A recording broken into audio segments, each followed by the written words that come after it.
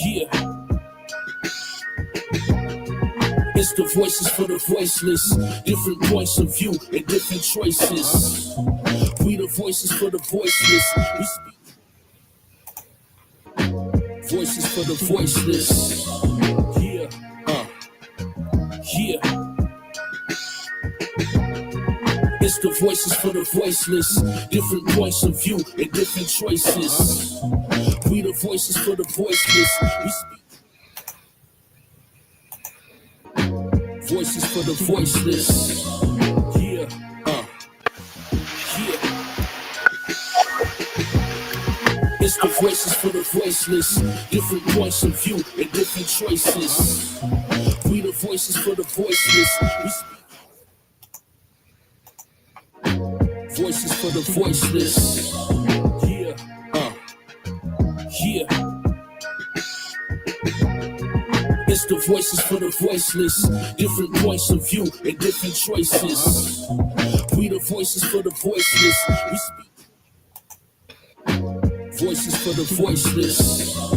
Yeah. Yeah. It's the voices for the voiceless, different points of view and different choices.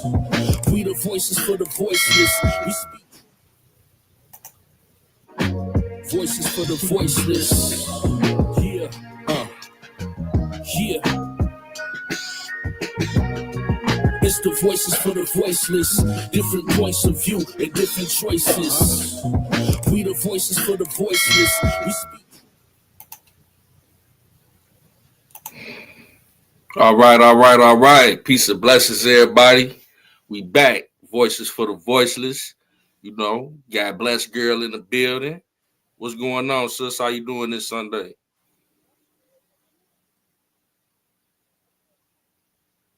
You there, sis? You sound real low if you there.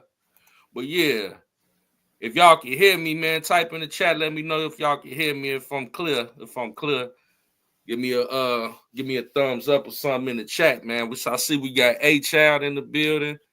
We got Queen Nisimo. What's going on, y'all? Let me know if y'all can hear me. Talk to me, not talk to me, not talk to me. I've been having a little technical difficulties, but I think we good. Sis, you there? Okay. You hear me now? Okay, there you go. There you go. Okay. Yeah. Dang it. I just got me some new heads, like a new headset. So I don't know. So I don't know what's going on with them, but hopefully you can hear me now. Yeah, you clear. You Okay, cool. clear as a bell. You know what I'm saying? So yeah. How you doing this Sunday, sis? I'm good, bro. I'm good. What about you? Man, I'm chilling, man. I got a day off, so got a chance to relax and just, take care of some things around the house. So I'm cool, That's what's up. yeah, we got yeah. So Queen Nisimo confirmed. What else, sis? She confirmed she can hear us. So we just kind of like an impromptu live to kind of go over what we were talking about earlier. And before we get to that, you know what I'm saying? Can you kind of tell them what it is, what it's about? You know? Yeah, so this live, we just wanted to just, touch base on um the stabbing of the young man that took place in Texas. I think his name was Austin Metcalf, and he was unalived by Carmelo Anthony.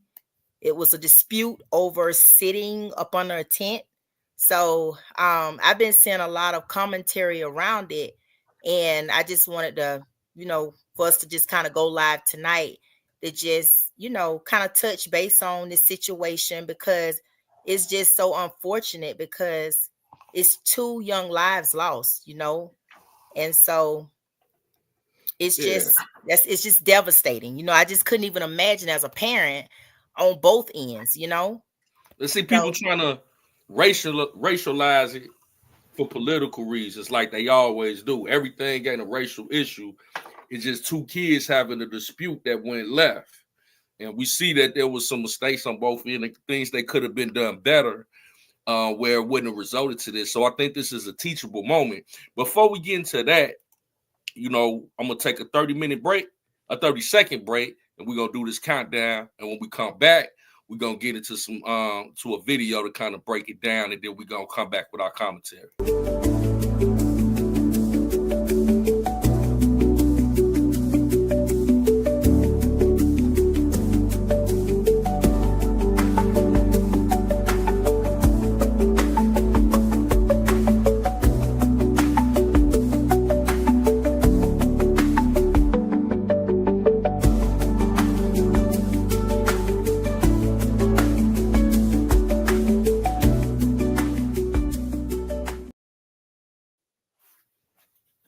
All right. Like I said, people been trying to racialize this, and I think that's very irresponsible, to say the least. And also, when you do that, when it's something that's really a racial issue, you water down your message. You know what I'm saying? Mm-hmm. And we was on the platform. We ain't gonna say no names earlier. They was calling us tethers and coons, and trying to go in because we wasn't going with the status quo, so to speak. So without further ado, let me present this video from Fox so we could get some clarification on the situation. The 17-year-old accused of fatally stabbing a Texas student athlete during a track meet allegedly admitted to the crime. Now, he also asked officers if his actions could be considered self-defense. That is according to a newly released arrest report. On Wednesday morning, 17-year-old Austin Metcalf.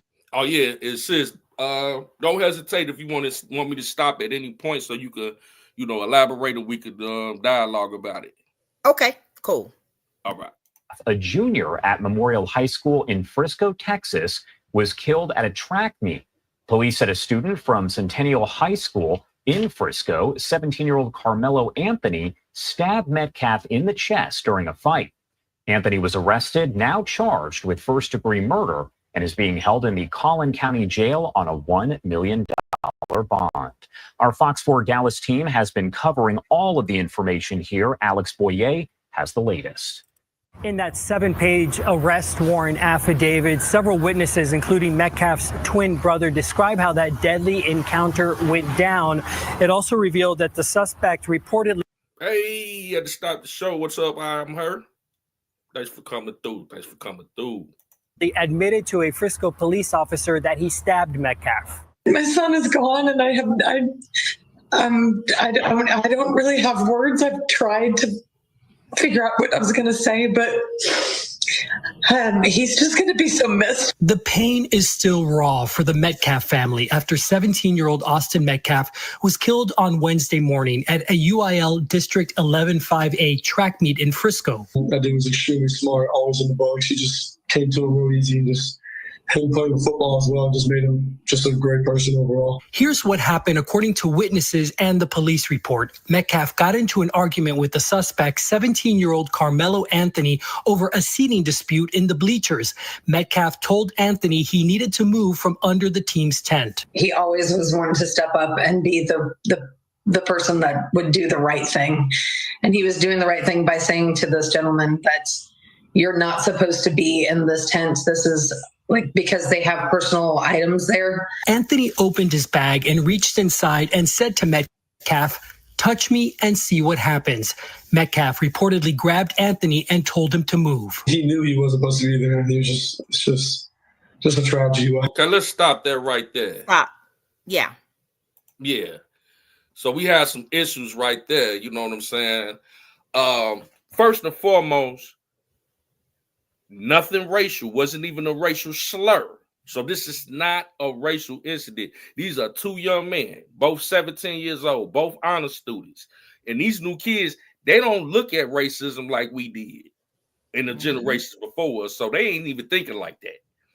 It's just the simple fact, hey, you in our space. This is our team. We could be talking about our team strategy, and you could be trying to run it back to the other team. Man, bro, what you doing here? Hey, he say, man, I could be wherever I want to be. I'm at where I'm at, and I'll be where I be. So They get into a verbal exchange. Now, at that point, what you think should have happened, sis? Well, at that point, whenever you are in someone's space and they ask you to move, he should have just moved. And there's no different than, okay, I understand this is a team setting, not a setting for this young man was not a part of that team. So if he asked you to move, you should have just simply got your things and moved. But because you know, I don't know if it was the ego or what the case may have been, that just, you know, he felt that he didn't have to move. Like, that's the problem. Like, that's why now we have this young man that is unalived when all of this could have been prevented. Like, I don't see, and a lot of people are saying it was a bully, like he was bullying him. But I have to disagree with that, because in my opinion, he was the bully. If you are in someone else's space, I mean, he didn't think like, okay, let me just get up and move, because obviously I'm asked to move. But you was just gonna bully your way and just stay, and then, I mean, look at the end results of it. Exactly. Like and even to the point where they asked him, you know, like, I'll let you let the video elaborate a little more, because go ahead. I'll elaborate on that a little more. Yeah, we elaborate a little bit more. But one thing that I do want to say, you know, hey, child, thanks for coming through. You know, we got Queen Nisimo. We got I Am Her. Hey, appreciate y'all coming through. Hello, everyone. Yeah, before we continue, I want to say this. He wasn't wrong for asking that young man to leave his they team tent. When he asked him to do that, he got the other boy got slick at the mouth and told him, "Come make me," and whatever. So he shouldn't have never once he said something like that, like the young boy Austin, the one that he should have went and got an adult or security. You know what I'm saying? Mm-hmm. Because you don't go and try to remove somebody yourself. You know, you don't put your hands on somebody. Right. Do that. So that I see fault on both ends. But at that point, why would you have, like Nisimo said here, why would you bring contraband to a school campus to a track meet? You know what I'm saying? So that right there is insanity. You know, that you even have a knife at a track meet, and instead, if he put his hands on you, if somebody hit you, hit him back, but you're gonna stab the boy in the heart and unalive him. Exactly. Gotta stop the show again. Got Big Val Opinion. What's up, family? So yeah, man, I see fault on both ends, and it's unfortunate, but we're gonna continue to let it play. And then, like I said, sis, anytime we can just stop it in dialogue. Okay.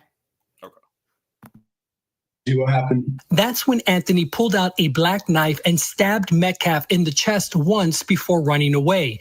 When Anthony was taken into custody by a Frisco police officer, Anthony reportedly confessed to the crime, saying, "He put his hands on me. I told him not to," adding that, "I was protecting myself," and then asked the police officer, "Is he going to be okay?"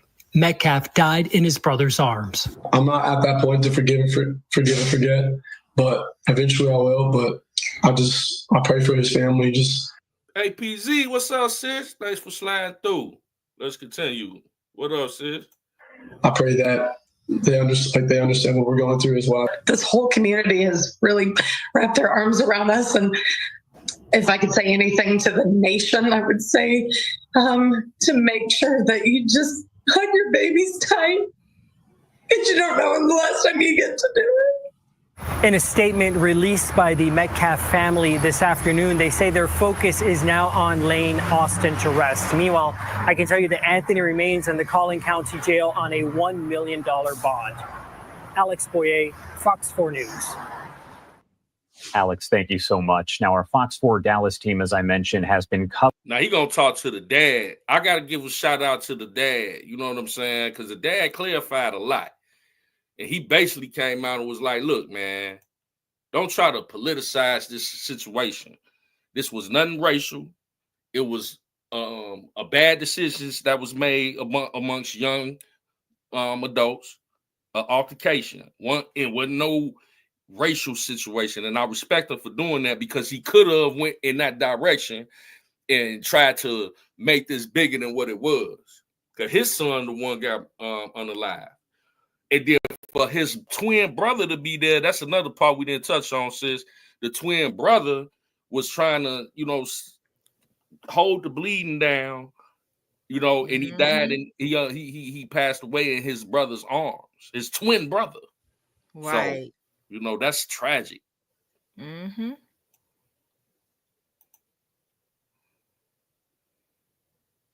Covering all of this from the get-go, they had a one-on-one conversation with Austin's father.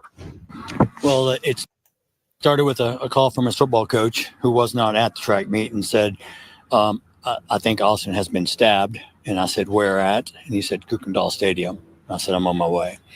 So I drove up there, went through a load of police officers, and was able to see my son on the gurney with a huge hole and blood all over him. And they were pumping him. He wasn't breathing, and his eyes were rolled back in his head. So I had to find his brother. They're twins. And so I found Hunter and tried to get him under control as best we could. And then I loaded him up in my car, and we drove to the hospital as quickly as possible. And we waited. And when the doctors came in and said that he didn't make it, it was tough. My son took it extremely hard. Mm-hmm. I'm still in shock, to be honest. I mean, I'm numb. So it really hasn't hit me. And I don't believe any parent should ever have to bury their child. And I pray that, maybe there's changes made as far as security or things like that. And maybe we can learn from this and try to turn a tragedy into something positive to make sure it doesn't happen to anyone else's child. I don't want parents to feel like I feel today. So I've already forgiven the person who stabbed him. God's going to take care of everything. Come on now. I mean, at this point, this man, just for the fact that he said, God, I forgive this young man already after losing his son right the day before. Mm-hmm. Now, since you want to talk to me. Yeah, it's just this whole situation, and it's just such a tragedy because, like I say, I just feel like all of this could have been prevented had you not been in someone else's space. It's like if they ask you to move, just move. Like I said, granted, you don't use force to neither remove anyone. I feel like the young man, Austin, should have probably went and got a coach or someone and said, hey, he's in our space. Can you have him, ask him to move? But him trying to, forcefully remove him himself, he was wrong for that. But I just feel like it all could have also been prevented if Carmelo would have not been in their space. Like exactly. If somebody asks you to move, like if you come to my house, that's just like being in my space. And I ask you on my porch, and I ask you to leave off my porch. This is my space. Me and my family. So just leave. But it's like you came there looking for trouble, in my opinion. Like I said, I don't know if it was just the ego thing, or I feel as though I don't have to move because, I don't know, for whatever reason you didn't feel like you had to move when you wasn't a part of that team. Yeah, exactly. But it's just, in my opinion, it's just senseless because this young man should not have lost his life over a seat. He should not have, forcefully removed. But in my opinion, did you have to really pull out a knife to stab him? You could have actually fought him off. That's what I'm saying. Like, why would you even have a knife at this event? You was on one already. If you ask me, allegedly, you was on one already, it's like you were really on one, because again, it just makes no sense. That's just, I don't know how that's gonna be, an argument in front of 12 jurors. Like, the point of the matter is, you should have left. That was not your space. And all of this right now, we probably wouldn't even be having a conversation about, this kid being unalive and this kid in jail. Mm-hmm. You said black grown-ups have made these children feel entitled. I agree. I agree. I totally agree. Well, I'm gonna play a little. Let's play a little bit more, because the father. I tip my hat off to the father. I don't know too many that could have expressed so much restraint and just forgiveness, especially being so fresh and just losing his child. Right. I was taking care of my son. I kissed him when I kissed him goodbye this for the last time. I told him it's not goodbye, it's see you later. So I just have to trust in God and my faith to pull us through. I don't understand his plan. We're all subject to trial and tribulations. God didn't say life was going to be fair or wasn't going to be hard, but he said he'll always be beside you and never leave your side. So we're going to lean deep into our faith. There's a vigil tonight at our church at 7:00. I will be attending also. The outpouring of students and coaches and friends and family that showed up at the hospital immediately. It was just shows the way my son touched people's lives. He was voted team MVP of the football team this year. He carried a 4.0. He was on National Honor Society. He's ranked in the top 50 of the state in his position.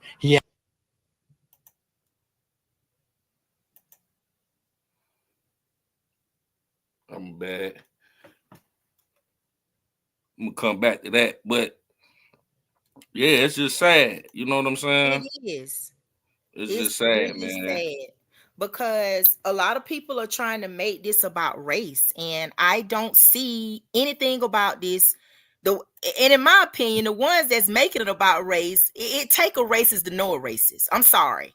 Like, if you're trying to make this about race, I don't think this young man just, let me go over here and move this black kid from under the tent because he's in our space. No, you are in someone else's space. You're not a part of that team. And if you're not, and somebody asks you to move, just move. I think that's in my opinion, that's just simple to do. It's not hard. But apparently, if you come there with a knife in your backpack and you got this ego on you about, well, I'm not gonna move, and if you touch me, well, move me and see what. It's almost like he came there with this whole bullying tactic. You in somebody else's space, and then you gonna tell them that they can't tell you to move.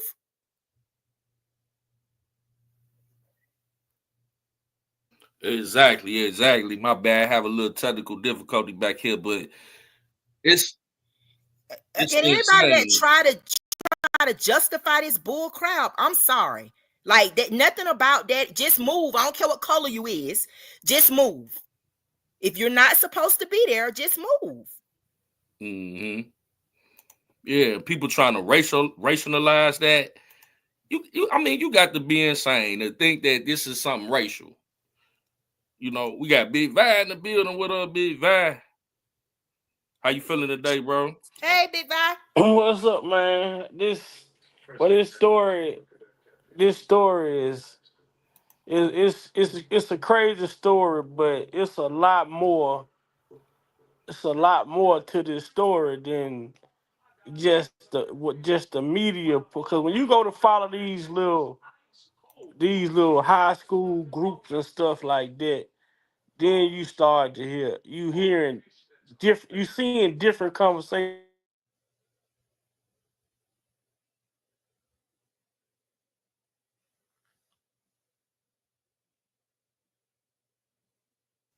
You there, Big Vi? I think he dropped down a little bit. We got Beatrice in the building. She say this is every parent's nightmare. His father is brave. I don't know what I would do if it was me. Lord, give me that family strength. I know that's right. Let me go to that. Oh, you coming back, bro? Mhm. Yeah, I'm in here, but I guess I'm trying to go to the app or whatever. But like you say, I want to know. My question is, what led to this kid feeling like he had to have a knife at a track meet? Like, what took place prior to this track meet? I'm not sure. I was I was a student athlete in school that attended. I played football, baseball, basketball, and I did track. And at these track meets, I'm not sure if y'all ever been to one or participated in them. You got, I might go to school at over south, but I got friends that go to school over North High School or East High School or West High School. So you at a track meet, it ain't like at a basketball game. You know what I'm saying? Where you got one side sitting over here, then or like a football game, pretty much. You got the two teams on each side of the field.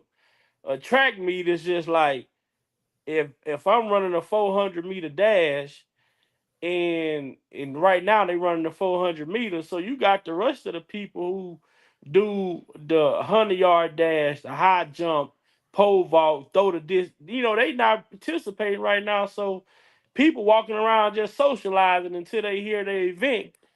You know what I'm saying? Hey, we about to do the 100-yard dash in the next 10 minutes. We need all the runners to be ready. But outside of that, you just walking around socializing. So if this kid was in another tent, who did he know over there that he was talking to or having a conversation with?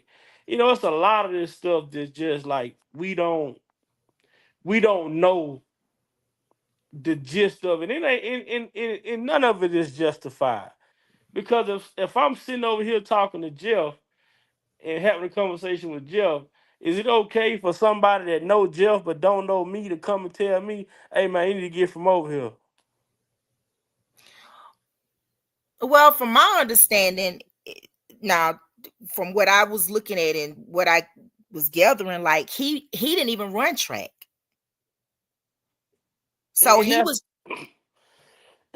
and that's the whole thing. It's like it's like an open event. You know what I'm saying? So and like you say, if Jeff see me or I'm in somewhere and I'm like damn, or see somebody and that come over. If he not talking to nobody that's over here and he just standing here just looking like you know nobody noticed that this kid was just standing right here, but them. so that's And like what a question, right? And how did he even? How was he? Because I ran track. How was he even able to get up under the tent? Because you can't even come on the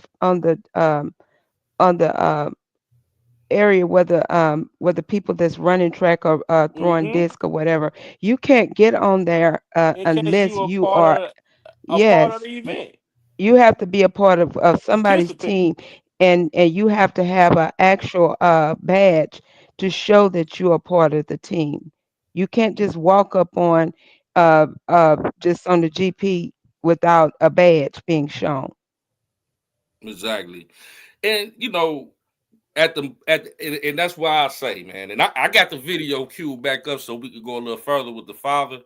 But once the boy asked him, I think that it's two pivotal points right there. Because once he's told him, like, hey man, you in the wrong tent because you from the other team. We talking strategy. You might go back and tell them our strategy. You know what I'm saying? So he's looking at it like, what you doing? I know you over there, even though you're not on the team, you from that other school. And the boy, like, who you talking to? You make me. You know what I'm saying? And it's like, all right, it's a challenge. Now, in high school, kids fight. You know what I'm saying? They have Mm-hmm. fist fights. He probably stood up thinking, like, all right, I'm probably, going to check this dude. I'm in front of my teammates. My bravado is, I I'm got my a brother side right team. here with me. Got You my know, brother with me. Hey, I'm always, they say he always the one that step out there. And I don't agree with him putting his hands on him. What he should have did was got an adult. You know what I'm saying at that point? Like, hey, this guy shouldn't even be over here. He in our tent. Mhm. Now, the moment you put your hands on somebody, that changes everything. That changes the whole, and especially in a stand your ground state. Yeah. It's But different. you But got it's to meet still force with force, though, right? Like, if he grab you, Mhm. you supposed to go ahead and defend you. I ain't saying don't defend yourself, but to stab that man in the heart, that young boy in the heart, You like, came there with the intent to do what you did. because You why had you got an a knife intent. in the first place? I wouldn't say he came with the intent to do that, because if that was the case, it could have been anybody. You Well, get what I'm no, when saying? I say he But came with the that intent, was a when he's confrontation that could have been handled totally different on each side of the board. but I'm saying when I say intent, you had time to think before you went. Thank You you. actually you enticed this man to come on with it because you went in your bag. You told him, I dare you, pretty much. I dare you. You got your hand in your bag. He don't know what you got in your bag. But He not paying attention okay, to your let's stop bag. right there. If I got my hand, now Jeff know, and you know, Shamika and Nisimo, you Mhm. know too. If we on the street and matter of fact, I'm gonna tell you this happened. This happened to me yesterday morning at work on my bus route. I'm walking off my bus to go in Caribou. I got my phone in my pocket. I'm walking. This homeless dude. I'm on my phone talking. He think I'm talking to him. First thing he tell me, who the fuck you talking to, bitch ass nigga? I'm like, what? I say, bro, I'm on my phone. I'm showing I pull my phone out. I'm out on my phone. Nigga, I beat your ass. I got some in my book bag. I'll blow your ass down right now. I'm like, now me, in my heart, I wanted to challenge this dude. But at the same time, then he said, I got something in my book bag right now. I'll blow your ass down. I kept walking. If Oh, we're if back. my hand in my book bag, if I'm talking to somebody and we aren't agreeing, and he got his hand in his book bag, and he tell you, I dare you, man, you gotta be smarter than that. This dude told me yesterday morning, I got something in my backpack. I'll blow your ass down. I know what that means. Jeff know what that means. I kept walking. I wanted to challenge him, but at the same time, I gotta use my common sense.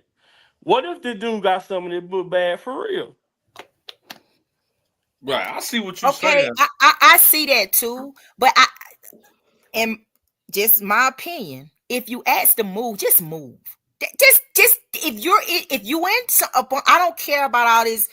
Well, because my son ran track. He ran track as well. But if you just ask to move, just move. That's it. But You that's know, all. Just and you don't have to let your ego get the best of you. Oh, he took Well, man, first of all, just I shouldn't move. even have to ask you to move when you knowing you ain't supposed to be over there anyway. he wasn't supposed to be there. And this, with you, I understand what you're saying, Vi. That's on the street. They had a public event. He ain't thinking the man gonna stab him in the heart. He thinking, all right, this dude don't want to move. We gonna get into a little scuffle, a little squabble or something, if anything. But dudes, you gotta move around. You in our space. I want to give a shout out to APZ. We can all have a agree to disagree. Right. But APZ said, but still, I see what you're saying, Big Bass. So what was he hurting sitting there? And did he ask him to Yeah. move And aggressively? did he ask him? Did he say? How did he say it? It Did he don't just? matter. Like No, what it I'm does saying, matter. like no, it Now, come doesn't. on, Shamika. No, Since because my we can't thing is agree, no. Shamika, we Listen, can't agree. and I'm gonna It's a way that we should do everything. And not saying I'm not justifying none of it. But you finna tell me if you out somewhere.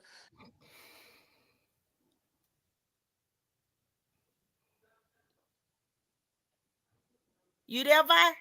We'll bring the question back up. If you at Walmart and you standing in the seasoning aisle. You trying to make your mind up what seasoning you want to get. This is Walmart. This is a public place. This is a public aisle. Nobody's entitled to be in a certain place, but somebody walk up and tell you, move out the way. I'm trying to get this. Is that okay? Or could they say it's not okay, but I'll no? move But so because it ain't that serious is for it me. better to say, excuse me, I'm trying to get this season salt from right here. If you don't mind. So did we none of us was there to see how did these guys even approach the kid to begin with. How did it escalate to where it escalated to? From the jump, something had to trigger something for them to feel like they wanted to have to fight, and for him to feel like he had to defend himself. Is more to it than how the situation. We could say, oh, he just asked him to move because he wasn't supposed to be over there. No, I get what But you're do saying. we I get really what you're know that's saying. what they did? I get what you're saying, Vi. He probably did come at him aggressively. And he probably did say something slick back, which he was warranted to if he did come at him aggressively. But that does not justify him going in his bag and stabbing the man. You know what I'm saying? And I agree with that. And him being hit, it don't justify them putting his hand. So it's no win around the whole situation. He didn't hit him. They pushed. say he He didn't didn't hit hit him. He did not hit him. He just kind of like, But because the boy. he shouldn't have touched. Nobody shouldn't have been touched at all. How did the altercation become physical? Now I agree with that. Now you I don't said put the your same hands on thing. people. Yeah, you don't put your hands on people. I'm not disagreeing with nothing that nobody's saying, but we can't, because we sitting here expecting somebody to do something that we wouldn't even do. When you gonna let somebody come up to you and just speak to you or tell you, demand that you do something, you not doing nothing wrong besides sitting here? Who was over there before they got? So how long was that guy standing over there in that tent before they got there? It only became a problem or issue with him being there when these two No, people they was arrived. already in the tent, and he came over there, and just sat there. It's like he came in the tent with. I feel like he came in the tent with the intent to do what he did because first of all, you had no business coming to no track meet with no knife. I don't give a crap. There is no justification, and no child coming to no track meet with no knife. Yeah, I agree. And I nowadays agree. too, I agree with it's that like too. you can't really have when it come down to like we living in different times now. Mm-hmm. So we living in some times now where what probably would have angered me when I was younger, I'm just trying to get home. You understand? I ain't finna sit here and lose my life over an aggressive tone from you. Yeah. I'm just But we'd have heard a different story had that white boy stabbed him in the chest and killed him. Then it'd have been we'd have had another George Floyd situation. Exactly. I think the situation would have still been the same, because if we look at the same, when I look at this story, I see the same thing that I saw in the Kendrick. We talk about the Kendrick Johnson story. But at the same time, it's a different outcome. So now we saying, well, what happened in that situation shouldn't have happened when you got the same thing. These young brothers approach this kid, they get into it with him, they have a fight, all of a sudden the black kid end up dead. Okay, now we have a situation, same thing. Sometimes it ain't you don't have to address somebody always. If you see something going on or some situation, we can speculate. They was over there, he wasn't over there, he was over there, they walked up over there. Nobody know what actually took place until the moment that the situation popped off, because that's when all the attention got on what. Well, Kendra's situation, in my opinion, a little different. Like, I'm from Valdosta, so I was down there. I know his parents. Like, that's a little different because. But it started with they had an issue, and it's a situation where what I'm getting at, that situation could have been avoided if it was addressed in a totally different way. But Well, the situation, Kendra's situation, it was a girl. wasn't addressed. It With, wasn't addressed. And when they did say something, when the adults did say something to the school about the situation that these kids had, the argument, the school decided they didn't do nothing about it. But you then saying by with them not Kendra? doing, and all I'm saying is this: when as we as kids, when we teenagers as kids, we don't have the thought process I have right now. I'm just saying, just yesterday, when that happened to me yesterday morning, I know me at 16, 17, I probably would have crashed out. I probably would have fought the dude. But me at the age I'm at now, my thought process is totally different. And I like that you said that. I like you said that because we are talking about kids, like not kids, but young adults, teenagers, 17 years old, and they have a different temperament at that age. You know what I'm saying? So that plays a intricate part in this, how we looking at this. And I don't want to get too far into the weeds because the topic of this, you know, all that gonna play out in court. Because we was on the platform earlier today. We were being called all type of tethers and all that because we were saying this is not a racial issue.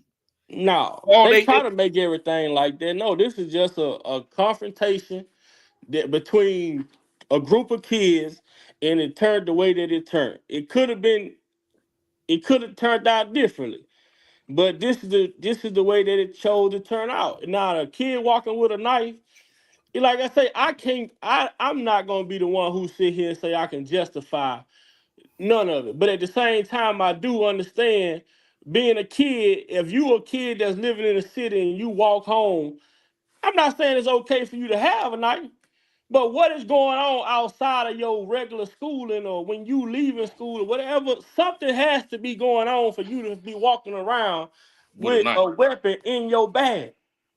Now, big vibe. What are you into? Where are your parents at? Who's looking after you? Who's speaking up? Who's paying attention to what you got going on to where you feel like this? One of my best friends, every day we went to football practice. I never even knew it until one day he didn't come to football practice, and my coach asked me to go get some out of his locker. Man, this dude had 5, 6 knives in his locker, and I walk with this dude every day. That's true. You know, it's one of them situations where I'm just putting myself, because I've been in similar situations. You know what I'm saying? Where you know, somebody come at you sideways at that age, and you like, man, what's up? Y'all just don't, y'all, man, we gonna squabble. I ain't finna reach them over something like that. I'm not finna go and use extreme force, and that's what's gonna get them in court. You use extreme force. You know what I'm saying? Over a situation that wasn't extreme. Y'all sitting there, you ain't here, you gonna it's coming up, you gonna have altercations, but that should not lead to people losing their life. And we gotta start talking to our kids and tell them, listen, at this point in time, like, yeah, you probably got kids that, you know, walk around with certain things and they book bags. Heck, you don't know what these kids got, but you gotta also tell your kid, like, hey, even if somebody piss you off the wrong way, just walk away. We're not in times like we used to be to sit there, because if you want your child to make it home, you got to tell them to think smarter. Most definitely, you got to. And I got a 17 and a 16-year-old right now, and my son, this was about 2 months ago. He come home telling me, Dad, man, I had a fight. I ain't the type of dad that's gonna sit here and, man, what you did, what happened? No, he get to telling me, oh, well, the guy, I had an issue with the kid in the cafeteria, so he told me to let's go to the bathroom. Right there, I stopped him I stopped the conversation. I said, man, what the fuck you doing going to a bathroom because somebody asked you to come? Then you say you walk down the hall and these 4 other dudes walking behind y'all while y'all going to the bathroom to fight. I say, man, listen, bro. I say, man, trying to prove yourself, it's not gonna get you nowhere in life, man. I say you walked yourself into a trap What if them other 4 dudes that was with him came in the bathroom? Now you done put yourself in a situation you ain't even got no out. You done went in the bathroom, and the only way you can get out is to go through these 5 people. Make that make sense. Right. Hey, I had a situation at work the other day, and I was telling Mika about it. At work, you know what I'm saying? I go in and I plug my lunch in so it warm up. And the lady, you know, I've been doing that for the past month or 2. I go in, plug my stuff up, and this new girl, you know, she a forklift driver. She done set up where I plug, because it saved me a trip for walking all the way to the cafeteria and plugging my lunch pail in. So I go right there, you know, and plug it in right inside the door. And then this new girl, she a forklift driver. She done set up her little pallet over there, got her little stuff, got her little radio. You know what I'm saying? It took over my little spot. You know what I'm saying? So I'm like, dang, you know, so I seen her over there. I just went over there, plugged it in. Anyway, because I mean, it's only gonna take me about 30 minutes for me to get my food hot. I come back, you know what I'm saying? And when I come there, her and her buddy sitting there, they ice grilling me like, you know, they over there chilling. They on their little break now. So I'm like, man, I'm just trying to get my food. She was like, well, you know, you all in my space. This is my space now. Like with an attitude. What? I'm like, now, I'm thinking in my mind, like, lady, this ain't your facility. Like, you just work here like me. You know what I'm saying? And then how you gonna tell me? But I could have popped off, right? But I said, you know what? You right. This, I'm gonna go to the cafeteria. I'm gonna take that. I can use the exercise anyway. You know what I'm saying? Yeah. But if I was a little younger, you know, I probably would have popped off. You know what I'm saying? I'm sorry, I ain't gonna sit here and say if I was no little younger. Your stuff right there. I mean, why go through that? You know, it's ain't crazy, man. I handle stuff like totally different. Even like you say with the job, man. This lady been harassing me at my job for ever since this training position thing. I didn't know that she applied for the position, but since she knew, when she found out that I was getting the position, man, this woman been just writing stuff up. So at first I was gonna confront her. I was when the lady said I almost ran into her in my personal car leaving out the parking lot when she was coming in, and I was gonna confront her. And I just, like I said, if I was young, my thought process is just not what it used to be, and I knew I had to handle this situation different. And when I started talking corporate, oh man, you ain't got don't do that, man. You ain't gotta do that. We gonna deal with her. We gonna do this. I say, look, y'all gonna either deal with her, or I'm gonna give my 2 weeks resignation today. And they said, okay, we got it. We gonna deal with it. But at the same time, though, man, it took everything in me not to confront this woman, man, because man, got to the point I felt like I couldn't even do my job, man. I'm taking pictures of every bus I operate. Get off the bus, I gotta take pictures. I gotta keep notes, and I'm like, man, why do my job gotta be this hard just because this woman keep reporting me every day? Exactly. Well, I got the video right here. You know what I'm saying, to kind of get more into what the father was saying. If y'all want to check that out, you know what I'm saying. I got to keep it. Okay. And then we could, hey, y'all, anybody on the panel that want to stop it and dialogue about a specific comment or a point, just let me know and we'll talk about it. Okay, let me get that.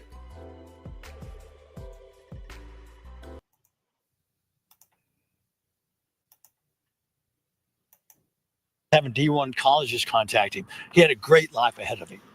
And to be taken away, it's such a tragedy. I mean, I can't even tell you how I feel because I don't know how I feel. I feel numb at the moment.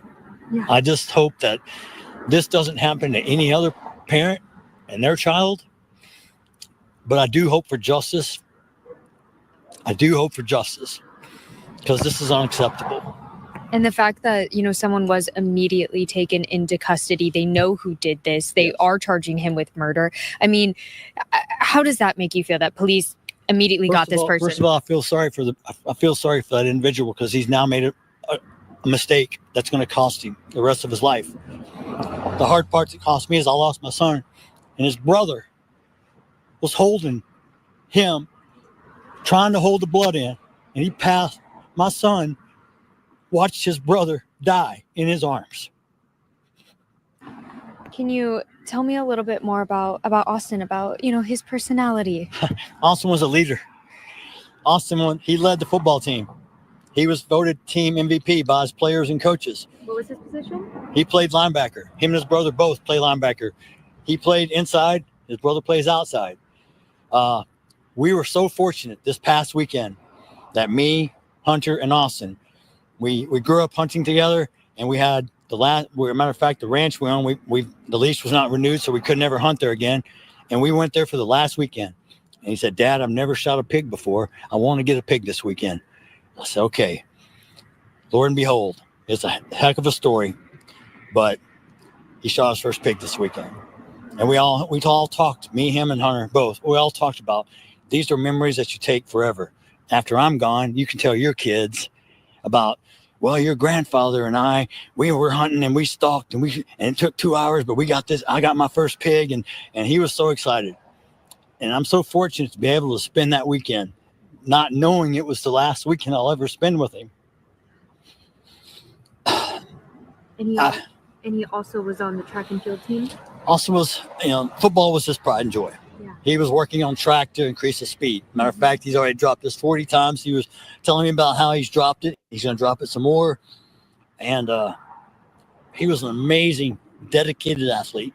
And by the outpouring of his friends and family that showed up immediately at the hospital, it goes to show how he impacted other people's lives. And what did that mean to you to know that your son did that? Well, for me, I was diagnosed with cancer 9 years ago, and I was not supposed to live. And God blessed me because he knew I needed to be a father for these two boys. My two boys is what my life lived. I lived my life for my children. That was my why to keep fighting. And I'm cancer free. So God had a plan for me. So I was able to watch and be blessed so much. But having both my sons are amazing. My other son is just crushed. And I feel for him now, and he'll never be the same. None of us will. Grief, we all go through it, but the thing about grief is you don't get over it. You just learn to live with it. So, I don't have a choice other than to carry on. I'm going to do everything in my power to make sure Austin's never forgotten. I'm sure he won't be. He's touched a lot of people's lives. He was a great individual, a leader, an athlete, very smart, 4.0. I couldn't ask for a better son. Two of them. I couldn't ask. They were my whole life. And for it to be taken away so senselessly, when this guy was just sitting in the wrong spot and they asked him to move, and he winds up stabbing my son in the heart and killing him. It's unfortunate. He's gonna have to answer to those consequences. They have no contact with this person ever before. I can tell you what happened. I know firsthand. I wasn't there, but I talked to my son. Yeah, what is everything. I know exactly how it all transpired. It was multi-Frisco High School track meet. Yep. Many high schools were there. It started to rain, and they have their own little tent for memorial. And they were sitting there, and someone was behind them mouthing off, and he turned around and said, "Who are you?" And he said, "I'm Mello." He said, "Well, you don't belong here. You don't go to memorial." He had a Centennial tracksuit on. And he said, "You need to leave. This ain't your spot." And some words were discussed. I'm not going to say on camera but he asked him to leave, and basically. Okay, I want to stop there right there. And it's kind of skipping, and I hate that, but it was some words that was exchanged. He just said he didn't want to discuss that. But why not though? You being transparent. Just what was the word that was exchanged? It might have been ignorant. it might have just been profanity on, both ends. He might have just not wanted to discuss but it. it ain't. We just can't say like that's the point that's the part that I'm trying to get to. We know that we can't say just because it's certain things that are certain words are provoking, and I'm still not getting to it. I don't want to make this like we going like you know what I'm saying. But what once you seen that the dude, like I keep saying, this situation could have got out of it could have been handled totally different. And I'm not gonna sit here and act like damn, every situation that ever came about that I did the best thing I could do to avoid it. Especially if I got my brother with me, if me and my brother together, then this dude sitting here, I asked him to leave, and now he want to keep talking and feel like he ain't, like he ain't gonna leave. Man, come on, it's a sad situation. It's a sad situation that this young man lost his life. This young man that did the They both stabbing. honor students, bro. They both honor students. It was Now he done that's lost the his thing. life.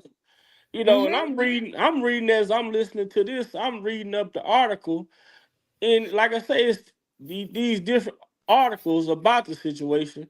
Like, we can exchange words all day long.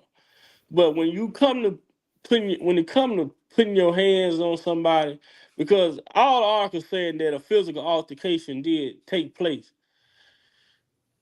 That's the part of it that, like, it's sad to me that that it even got to that point.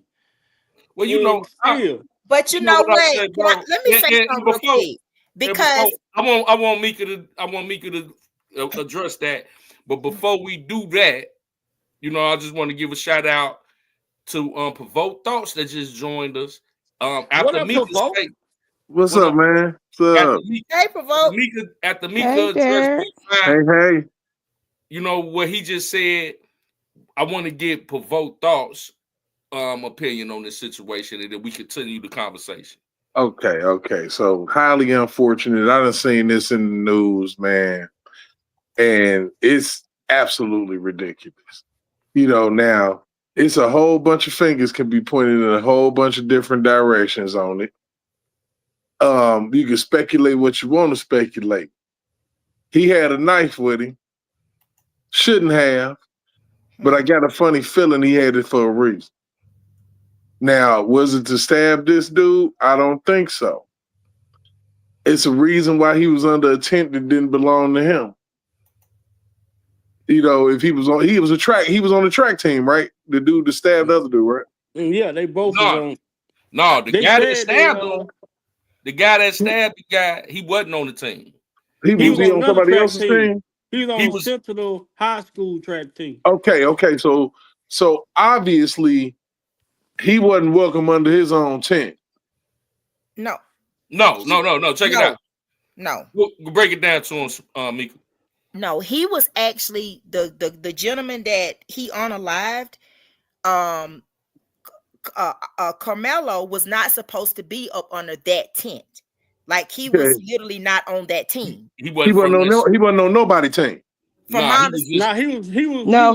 on the Sentinel team. High School team. Okay, yeah, so he was on the team. So he wasn't welcome under his own tent.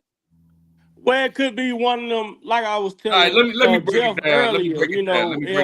Let me break it just down. because we go to different high schools, you got friends that go to different schools. Let me break it down. Over there talking to somebody. Okay. All I'm right. gonna break it down for you, bro. We both in high school. Yeah, I'm from East Side High. You from West Side High. Understood. We've got a track meet.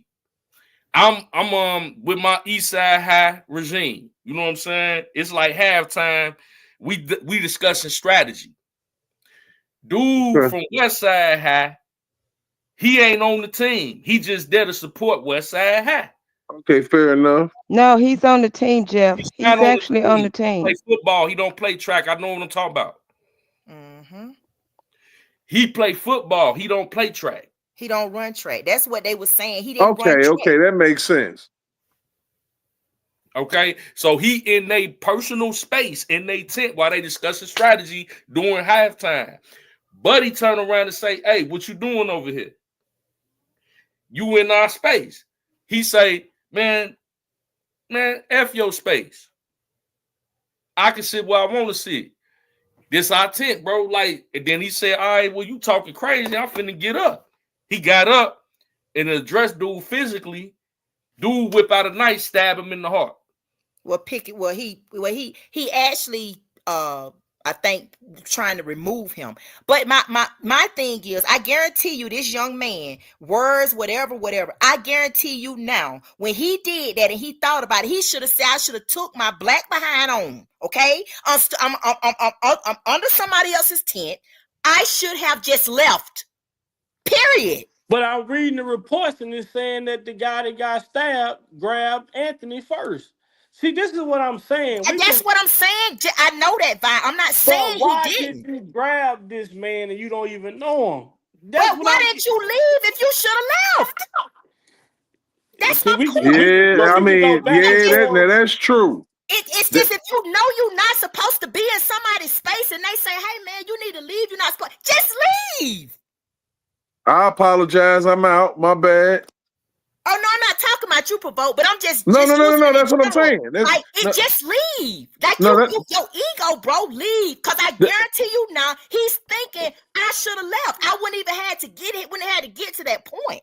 He thinking that right now. Yes, he is. It could be, we could say the same thing for the person that's on the live. I didn't have to say nothing to this man. And you never know, you never really know, like, it's certain things as fighting words, you feel me? And man, this situation is sticky, and sometimes people will make you yoke them up. We can't take the human nature out of the situation. That's true, and he probably had it might have been situations as far as that was not one of those situations where a knife should have been pulled out and this man stabbed in the chest. I'm sorry. If you're a football player, you could have duked it out and fought that boy. You didn't have to use no weapon. Exactly. That's what Blessed Girl just said. Just break it down. Sisters broke it down. If you feel threatened enough where you got to get physical, it don't he should have threw them hands. You gotta look at who got physical. He didn't get physical with them. They got physical with him. It would have never got physical if you'd have left. But that still don't, just because somebody, if I'm in the wrong place, like I was just saying earlier when we was talking, if I'm on the aisle in Walmart looking for something and I'm in the way and you want to get to something, you just can't come and just bogart me out the way because you want to get to something that's right in front of me. You get what I'm saying? Now that's different. I can understand. I understand exactly what you're saying, Shamika. But I'm studied talking about the human nature in the situation. Just because I'm somewhere I'm not supposed to be doesn't give you the right to put your hands on me. But and you wonder how quickly that happened. When did it turn to, hey, you're not supposed to be here, to hands being exchanged? There's a in the middle of that. What happened? What was said? You know what I'm saying? That might have even caused the reaction of putting hands on somebody. And that's why I stopped it right here. Because and one thing Big Vi came on here and said, and Mika and I agreed, and Nisi was here, is that it's more to this story. And whatever didn't happen. But to me, like I said, the more to that story doesn't justify, because man, I'd have been in situations at that age with man, we didn't. I think I did most of my fist fights during this age. Like you had fist fights, you know what I'm saying? And then you live to talk about it another day, man. But somebody ended up unalived. That the streets of Chicago, bro. It used to be an aftermath. Some people couldn't handle that L. Yeah, but that's just how you say, man. If somebody come up and hit me, and I pull out my thing and pop them, how is it my fault for responding when you didn't even have to put your hands on me? But You're if you supposed to respond with equal force. Well, You how is can't. it your? Well, first of But all, you shouldn't be putting your hands on nobody. Facts. and I'm Period. not disagreeing with that. You shouldn't. I said that, but my point is too. You shouldn't have been over there.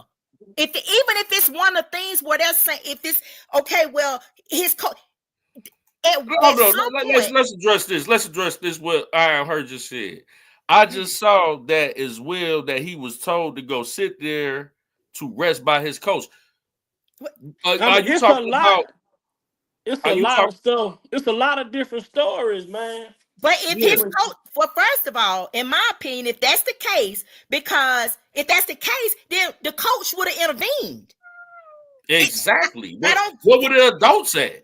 The coach would My have point. intervened. There's no So way that what give these kids the authority to take actions into their own hands and say, well, you get from over here.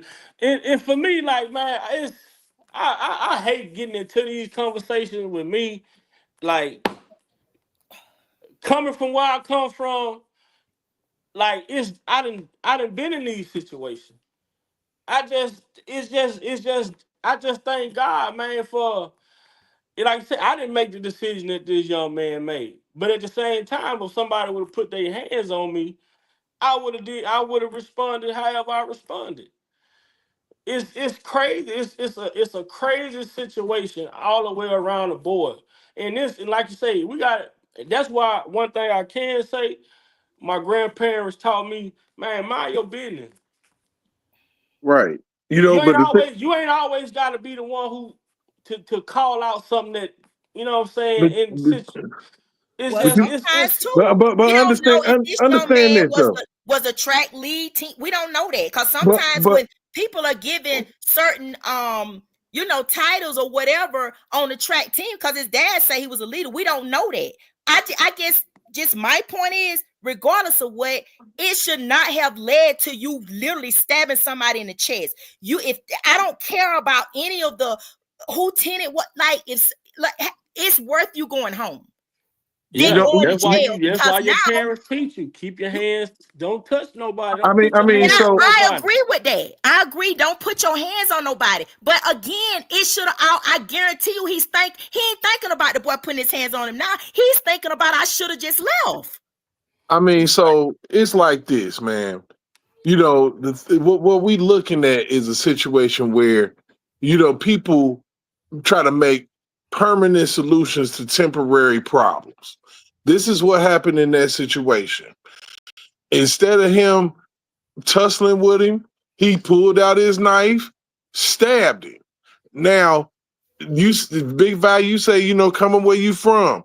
I done came from them same gutter situations, man. And I'm telling you, Jeff done came through some of them gutter situations where, sometimes it might be, it's fight or flight, not kill or flight. You know what I'm saying? So his decision was pretty much an overreaction, really, to be honest, of somebody putting their hands on him. You know what I'm saying? That's a bit much to just go ahead and say, okay, you grab me up, stab. Nah, you grab me up, I'm cracking you all in your face. Get off me. Exactly. Thank you. Now, here's the thing that's gonna make this situation so hard. Like this, it's so much from like reading the witnesses' statements. All the witnesses' statements that you reading here on these different outlets saying that the kid that got stabbed was the initiator. Because first of all, even with this, if this kid was under the tent, it still don't say this is private property. You can't be here. None of that. So when you provoke the man with the conversation that he need to leave, that wasn't good enough for you. You put your hands on him and grab him and you try to forcefully remove him. Like, this shit is. You know what? It's unfortunate. It's very unfortunate. But Very you know what, unfortunate. too? We talking about a track meet. We're not talking about, when we talk about like being in certain, like kind of like black on black. I'm pretty sure when you felt threatened in certain situations, it was because of your same race in the hood, gutter hood, wherever. like this, in my opinion, this is totally different. Like this is a setting of a school setting of a track. Now I'm gonna say this though. I've never in school sports, in high school sports, I played all my high school sports in Louisiana. I never felt unsafe when we went to play other black schools. You know, when we felt unsafe, when we went in these country towns, when we going to play these, you know, when we getting rocks through it, we gotta wear our helmets when we leaving the game because they See that? rocking the There we bus. go. See, now we talking about the racial aspect of it. You see right? what I'm saying? And that's And why what I was didn't this? want to get there. But I just wanted to keep it on the focus of a track meet because I've attended track meets. And when you go to a track meet, you have like plenty of schools in a 11 5 double 5-8 whatever school conference they in. Ain't no telling how many different schools was out there. And the thing is, we have associates. Just because I go to this school don't mean that I don't have friends that go to another school or I don't know somebody that go to their school. And at a track meet is where we come. Yeah, we might go to different schools, but at a track meet, hey, what's up, man? We gonna fellowship, whatever the situation may be, and while we having our breaks in between. But then that's just how the track meet is. Like I was saying earlier, the only sport that really separate the players like that is because on the basketball game, they sitting on each side. They on one side of each team is on the same side of the floor, but just on one side of the scores table. But in football, you got one team on this side, and then you got another team on the other side of the field. So they don't mix like that until the end, until it's actually the game going on, and at the end of the game, each team come together, shake hands. But in a track meet, it's totally different. The track meet is like a gathering, you know what I'm saying? And people just walking around, kids walking around, talking to their friends, buddies, whatever, going to the nacho stand, going to the concession stand. You doing whatever you doing until it's your time to get ready to go on your event. So the track and field is totally different than any other sport. So that's why I was just saying, like, with track, the players But see, nah, bro, we not mingling. gonna do that. We not gonna get no. That boy knew he wasn't supposed to be over there with that other team. Huh? We ain't gonna justify him being over there with that other team. Now, Jeff, I didn't say I was He could have justifying been over nothing. if he wanted to get up from Jeff, under hurry the up and game. have to say, no, we ain't gonna He could have been justify over that. there with the people from his school under their tent. He knew what he was doing. But that ain't Jeff, man. I'm asking you just a question. There's no I'm asking you, have you been to a track meet? Attended a track meet? I Well, never Shamika, been to a track meet. Shamika, so you've been to a track meet, and so you know I'm not like facade and making nothing know when I say at a track meet. I ran track, so I know. People walk around and they talk to other players and other runners from other schools. Track meets are not where you have to sit with your team and sit with your team only. That's not what a track meet is. That's true. But again, this is what I'm gonna say. It's not, but they have their space. That's the point. Like, everybody have their space. When there's a track meet, you're gonna have, whether it's the Centennial side over here, or you're gonna have, but yes, they can mingle. But there's a bunch of high schools out there. It's gonna be about 10 it is. It's a lot of high schools out there, and they do mingle amongst one another. But I guess my point is, if it was not, yes, you mingle. But if it was not your team, I just would have gladly went on. Okay, cool, let me go. Or let me go over here and talk to the coach. Hey, man, he trying to make me leave, and I don't feel like I got to. And it could be the element with the dude Carmelo. What if it's another person on here from a whole nother school that's not from Memorial? But it's okay for him to be over here. But see, now we going into something that we don't. I get that. All of it is something we don't know. But again, what we do know is he was up on the tent that literally was not his team's. That's it. So my thing is, even if that's the case, the point with this young man, that was overkill. He was somewhere he wasn't supposed to be. Number one. When you took your knife out and you stabbed, that's overkill. Okay, he should not have. I even said he should not have He should have went and got a coach. It would have been different if he was under his tendon and jumped off. Exactly. See, now that eliminate the whole situation of you trespassing and not. But it ain't a trespassing. That's why we putting trespassing and stuff like that into it's not. We understand it's not. Well, we know it ain't like but it's my team on the. We're assigned to this under the team. I grew up. I was an athlete, right? And I'm just putting myself in this situation. I didn't run track. I played baseball and basketball, right? And I just know, like, when the team over there, they over there. You know what I'm saying? No. Track is different. Track is totally different. It's different. Instead of trying to say track is not like any other sport, track different. Meet is totally different. It's totally still different. Have their own team. They still had to some degree they got some type of uniform or everybody. It wouldn't be no team, right? What's the point? No, everybody have, and that's the whole point I just made. Everybody got different uniforms on, so it's still a speculation. Is this the only kid that was over there that wasn't supposed to be over there? It's a whole lot of speculation. I can't just look at this situation and just say this is the only indefinite thing that made this situation that caused this situation. He was the only person over there that shouldn't have been over there. Man, it's a track meet, man. Regardless of all of that, Big Vibe, the man committed murder. That's it. Murder. That man not here no more. At the same time, the man also was assaulted. He shouldn't have been. That's not an assault. You literally meet. No. You meet people on somebody without permission. It's a lot of people sitting in jail right now because of the fact you meet people with the same force, pretty much. You know what I'm saying? That dude didn't have no gun on him or nothing. He didn't have nothing but his hands. You know what I'm saying? So you went above and beyond, and you murdered that man.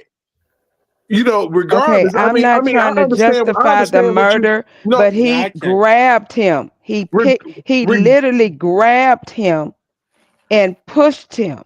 Okay, so that means that he thought about it.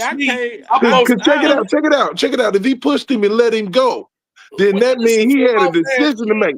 That means this man had a decision to make. What y'all talking about? If a man grab me, I'm gonna beat his ass. Right. He had a decision to make. And he chose to reach in his bag after the fact. I can't. I normally don't have these. I try not to get into these debates because it's.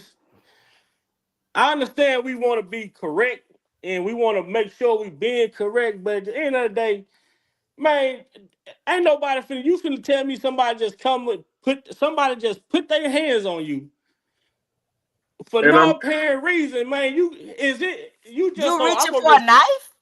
I'ma just respond the right way. I just told yesterday morning when this man did what he did to me. If that man would have hit me, guess what? It's a little switch on my bus that we use to open and close our door with. So when we get off our bus, we take this switch out and we put it in our pocket. It's almost like you can use it like if you want to use like a brass knuckle or anything. You know, I knew I had it in my pocket. I didn't say nothing. But I could have provoked this guy or whatever the situation. This man would have put his hands on me. You know what I was going to do? I was going to go in my pocket and put that thing in my fist. And whatever the outcome would have been, that would have been. No matter if he would have slapped me, he would have grabbed he don't have no permission to put his hands on me, period. So you say you'd take that ride. If you walked in the store and somebody slapped you or grabbed you or and you don't even know who these people is, they don't have no justifiable reason for putting their hands on you. They You mean to don't. tell me you ain't gonna defend yourself? You can Oh, defend oh yeah, yourself. oh yeah, oh But yeah. I'm So this finna, is I'm what finna, we the can't sit here and thing is, say we don't know. I'm We don't know. throwing this person all over everything I can find in the store. I'm throwing them in because you the cigarette kid. case. But you don't I'm even throwing. know what this man got on him. You don't know what this man Oh, Don't come on. matter. capable of. You got to get to it first. Straight up. Okay. Like You got to. even if he felt we don't know. Apparently, it could have been altercations that this young man Yep. had. That he could have had Prior to. altercations at school, like with him bringing this weapon. It could have been somebody that he was into it with at school, and he had the Yep. weapon with him on. But it doesn't mean that it was. He might have felt unsafe, but that's not a reason. I don't care. For you to pull out a knife and you stab somebody when you see this man up here, obviously you know he didn't have nothing if he using his hands to get. He didn't using a weapon or nothing to hit you side your head to pull you up. He actually pulled you up, and it was wrong. He shouldn't have pulled him up. He shouldn't have grabbed He him. should not have went in his bag and stabbed that boy in the chest. Right. The two wrongs don't make it right. You know what I'm saying? At the end of the day. And that's all I'm getting to. Two wrongs don't make a right. We can make a debate about this situation, but like I say, until we in a situation like this, to say how we gonna respond, what we will do and wouldn't do, I felt unsafe. I'm a fucking bus driver. I gotta come through this transit station my whole shift. What if he didn't watch me got off this bus 154? Every That's time I'm different, pulling man. this That's transit It's different, bro. station. different That's because you different. know You on the what? street. This is what I'm saying. Cause Derek say, "Are you willing to take that ride?" If this man would have put his hands on me, I gotta be willing to take this ride. This is my job. So this man gonna prevent me from doing my job because I'm terrified if I come through here again just because I roughed him up. Let me say this right here. Okay, now we talking about football, sports, whatever. Okay, what you tell me if you would have been getting into it with a football player, right? Y'all, you may have a weapon in your bag, but the football player just pulled you up to get you to move. You're not fit. You finna go at it with this man, and you finna fight him. You're not going into your bag. This is not what I'm saying. If me and this guy have a disagreement prior to that, it's understood. I shouldn't even be touching him, and he shouldn't even be touching me. Because it's already known, we already made it clear that we don't agree with each other. So from that point on, he has no reason to be touching me, and I have no reason to be touching him. Right. Okay. All right. So that's all I'm saying. Yeah. I mean, now if it's a situation, which I don't think that it was a situation where this young man felt like his life was being threatened. Thank you. I don't see that. I don't see that. Thank you. Thank you. I don't see that. That deep. That's it. I agree with it being it's not that deep, but it still goes back to what we said earlier. And Jeff say it's not that deep, but he did say you can't tell a person how to react once you provoke them. But that's you have to. I don't have to do his time. If he gonna go do whatever happened, whatever the outcome happened to this young man, that's what he has to deal with. But at the same time, we can't sit here and say we can tell a person how to respond. I can teach my son every day, all day, to fight. Anytime somebody hits you, you fight. Like I told my own son that come telling me that he done had a fight. This is my son, and I'm Let me give y'all a situation that happened with me in the club, because bro. why would you do that, or whatever the situation may be? Why would you do that? Let me give y'all a situation that happened with me in the club. And I'm in the club. This was some years back. You know what I'm saying? I'm in the club and I'm standing in a certain section that I ain't supposed to be in. And the security came at me sideways. Like, bro, you ain't supposed to be here. Move out the band, man. What you doing? I say, bro, I respect that. I'm just waiting on the restroom so I can go in the restroom. You know, peace and blessings, bro. I don't mean no disrespect. The man came at me sideways again, man. You must be woo. You must be slow or something. Woo out the band. I say, bro, man, you ain't finna talk to me like that. We got into a physical altercation. This wasn't too long ago. This probably about 5-6 years ago. Me and this big ass security guard, you disrespect me, I don't care who you is. All right, we finna throw these hands. And me and him went at it for about 2 minutes before they broke it up. Mm-hmm. Now, so let me ask you this. I could have told my guys, because I was deep that night, I could have been like, hey, bro, wait till he come out, woo out the bam. No, I want to shoot the fair one with you. I ain't finna go get a weapon. You didn't feel threatened enough. You know what I'm saying? But like I just say, we can't tell no other person how to react in a situation. All right, so check this out. If I you got had it. a beer bottle in your hand, you probably would have cracked him upside his head with that. But that's like, but that wasn't the case. We can't just expect people to do what we would do in a situation. We okay. talking about an All unarmed right. man So with a. Go ahead. Let's go through this type of scenario. Now you can't control how you react to certain situations, but it's still the final reaction when you finalize it and you say, okay, I'm gonna unalive somebody. Just like a situation where a man walk in on this woman, getting rammed, taking back shots from a dude, and he pull out his pistol and kill everybody. It's it's the same thing. It's the murder part is the wrongest part. Okay, because you took you made a permanent solution to a temporary situation. He could be at home with his mama, and that boy could be the other boy could be at home with his parents, and everything could be cool. If he pushed him and he was away from him, that means that he pushed you. Then you went in your bag and you lunged for him back. Because if he had just go read all the articles from the witnesses saying that this was a tussle, a scuffle that transpired.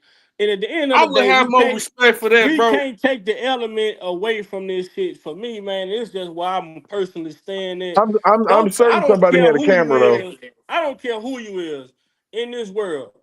If I don't put my hands on you, do not put your hands on me. I don't give a fuck. But to me, that's true. But to me, the young boy, the black boy, respect. To me, Carmelo, in my opinion, and this is just me. It was to me, you was showing your side of being a wimp. Like you a football player. You could have fought this man, but you were at some point. I don't agree with that, but it's the extent that he went to. That's my point. You went to the extent of killing him. You could have easily pushed him back, and y'all like that just duking it out and fighting. But you go to the night. No. Come on, man. I grew up in situations where I've been jumped on by several people. Mm-hmm. And I ain't go get no gun. Hey, but get what? Hey, I'm finna go get my guys and we gonna come back and we gonna squabble up. I ain't trying to kill you. I got jumped on to get what I told myself from that day forward. I was 15 years old. I say, ever in my life again, if somebody jump on me, I'm gonna go sit down and do I'm going out like that. But this, because I get that. But this wasn't that though. This one-on-one. This wasn't that. But this ain't what, man, we started saying this ain't that. And like my whole point, I'm not even disagreeing with none of y'all. All I'm saying is we can't control how somebody responds. Right. He got to deal with that. Okay, Anthony. He got to face the judge. That's true. Yeah, well, Anthony 100%. and the police officer, Anthony asked the police officer, what I did, is that still considered self-defense with what he did to me? And the officer said, yes, that is considered self-defense. We got to look at the laws in different states. What's stand your ground? What's self-defense? Whatever this is, so much transpired in this situation. Like I say, it's a tragic event all the way around the board. But you know what I learned from this? I'm gonna teach my kids, man, don't go around here trying to make somebody do. If you don't own this facility or wherever you in, or if this is not your personal property, whatever, hey man, go get some authority. Like Jeff say, Yep. it's security. Maybe if security would have came in, they could have went got security. Because I do know at track meets, there's plenty of security walking around. Hey, security, we got a guy over here in our tent that don't supposed to be over here. We want to remove. Boom. It's a lot of solutions that could. It's a lot of things that could have went. That could have took place prior to this. But when we take matters into our own hand, the situation become a totally different situation. Yep. Then, and it's But just a sad. It's a sad, tragic situation. This is what it come down to. But what I would never mhm. do is I would never do is tell a person how to respond in a situation when they're the one who being attacked. That's just me. I don't, and that's just me. But I know what I'm gonna do. I can't be responsible for how my kids respond. None of that. I can only be responsible and held accountable for how I react in a situation where I feel like just what happened to me the other morning. I wanted to confront the dude, but at the same time, when he say, "Hey man, I got some in my book bag, I'll blow your ass down right now," I may not be in the streets, but I know what street terminology is. Right. You Right. mean you say you're gonna blow me down? That means you But got a Vi, gun. but Vi, Mhm. listen to me when I say this, bro. You was minding your own business. If that man would have approached you and did something that you felt was threatening, you would have been well within your right to do whatever to that person. But Right. Right. what the I was in the difference transit. is, I was bro, in the hold on, transit. hold on, hold on, hold on, hold on. Let me finish. The difference with your situation and this situation is you knew that you wasn't supposed to be there. You knew that that But man asked you to it ain't leave. a but that's the whole thing that I've been trying to relay as far as the trap meet go. It's plenty of it's not a say, it's not a sign at these trap meets that say you go be with your school only. That's it's not like that. Right. Right. That's all I'm saying. It's not like it say you if you go to another school, you can't be over here under this tent. That's all I'm saying. It's Well, not like that. the tents was only up because it started raining. It was raining, and they went and got up under the tent, and that's why uh, both boys ended up under that tent. That tent did not say that this tent is for this school and this tent is for that school. It started raining, and they put the tents up, so that's why they were under the tent. It might have been Yes. crowded as hell under them tents. It was. I mean, it's a lot of kids. It's man, a 5A school. I mean, it's Texas. Just imagine how many months. It's a bunch of schools out there. If you look, that's a big ass stadium too.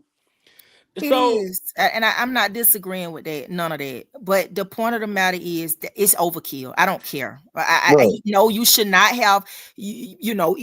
No. Okay, I said that he should have went and got a coach at that time. yeah, you did say But that, even and we then, got to blame the venue as well and because how did yep, this kid get this knife into this venue, into this a big ass stadium? If you see the video, like even on that, like that falls on security. Like you, when I remember going to track meets, shit, our bags, our cleats had to go through metal detectors. Our bag had to go Everything through goes metal through metal detectors. detectors. Mm-hmm. Like so I don't even that part of it. I don't even understand how was he able to get a knife. get through the Hmm. doors with the knife. Even if you come on the school bus, you still to get to the Unless, locker unless, room. You unless still got somebody to. let somebody let him in. Man, I think this generation got hella soft. Shout out the news. Everybody getting all hot. There's still more information coming out about why Carmelo was even there and what he was doing at the event. Yeah, and I agree with Noobs and Big Vi on that because it's more information that needs to be to this situation. But the basic elements and the principles of what's going on is is what I'm looking at. And one thing that me and me Blessed Girl came about was this was not a racial No, situation. I don't think it Definitely was racial not. at all. That was Oh the no, it basic. wasn't nothing about that racial. No, Yeah, Mhm. yeah. it's I, just I just a think that heated it was just too exchange that well. First of turned. all, I think that one of the boys, and this is how we got to start looking at how we handle our kids. We can hype our kids up too to be somebody, and they take it to, it goes to their head, as the father kept saying, he's a leader, he's this and he's that. Okay, and so in his mind, I'm a leader, and so I'm gonna handle you. I'm gonna pull you up, and you he gonna could get up have been out. a he could have been a team leader though. I can see from the way his dad talking, he could have also been a team leader for that I team. mean, he was their And school, he was their football MVP. I trust me, I Correct. understand all of that. But what I'm saying, even as a team leader, you gotta. I don't know if you all have gone hunting or not. If y'all have never gone hunting, you're being taught to be somebody that you're not, especially at young boys. They're being taught to be men, shoot, kill, destroy, whatever. And so at the same time, I've gone hunting with my daddy, and daddy is telling me I'm a leader, I'm a this and I'm a that. His So daddy in said my that was one mind, time. He said that he wanted to kill a pig. Was that just no, they one would go time? hunting every year. But Yeah, he was but able that to, don't he yeah. wanted to kill a pig one time. He actually did, I think. He Yeah, killed he killed the pig, but yeah. they go hunting all the time. But what I'm saying is that even when we're talking to our kids, yes, you may be a leader at school and football, this, that, and the other. Sometimes those things can go to our head and make us believe that we can. It's okay for us to jack somebody up. That's not okay. You can't touch no one. You can't touch anyone. Don't touch nobody. Don't put your hands on people Right. unless But you're don't expecting I to agree get with that. whatever the consequences may be. Just don't put your hands on nobody. And there's something about a man lifting you up off your feet when you're another man. And that's true. But at the same point in time, you don't take a knife out and kill nobody at an event. You don't put Understood. your hands on nobody. Understood, but that'll make a man feel some type of way. Well, that's okay. I'm talking about like straight bitch, like for real. Like And you lift me off the ground. Yeah, I mean, so you gotta hold the opposing thought in your head too. You have to in order to understand what happened. you You keep get your hands to yourself. you keep your I hands to agree with that. yourself. I So agree with that. so I agree with that. yeah. But we also have to understand too that when as far as, and I'm saying, y'all, it ain't like they was at a club. We at a school event. You a football player. I'm saying I'm not justifying this freaking stabbing with this boy. Yes, I don't agree with nobody putting their hands on nobody. But Right. I'm also saying that is overkill. You It don't just take definitely out is. a knife He and murdered that man. you murdered him. You could have actually, if he put his hands on you, I ain't even saying you didn't have to put your hands back on him. Even if you didn't want to go talk to a coach, if you say, nah, we're finna duke it out, bam, we finna fight this out. But you go to the extent to get a knife and you stab him in his chest. I don't care. I mean, if he had a football career, he ruined his career. Hey, for me, on the other hand, I'm just being devil's advocate. Yeah, you got to hold both These thoughts. two twin brothers and this one you. So you mean to tell me that his brother was gonna watch Camelo get the best of him and just let him be a one-on-one fight? It hadn't been to that point yet, No, Bob. no, I'm not. But again, I'm no, we just gotta speaking. stick to the basics. At the end of the We day, can't stick to the basics because y'all saying that this man putting his hand on another man but is again, not. And we but don't even again, know though, what if he got surrounded. We don't know none of that. That's the point Like that what if I'm. what if he The got human surrounded? nature, the You know, human nature of the situation. Why are we dismissing that part?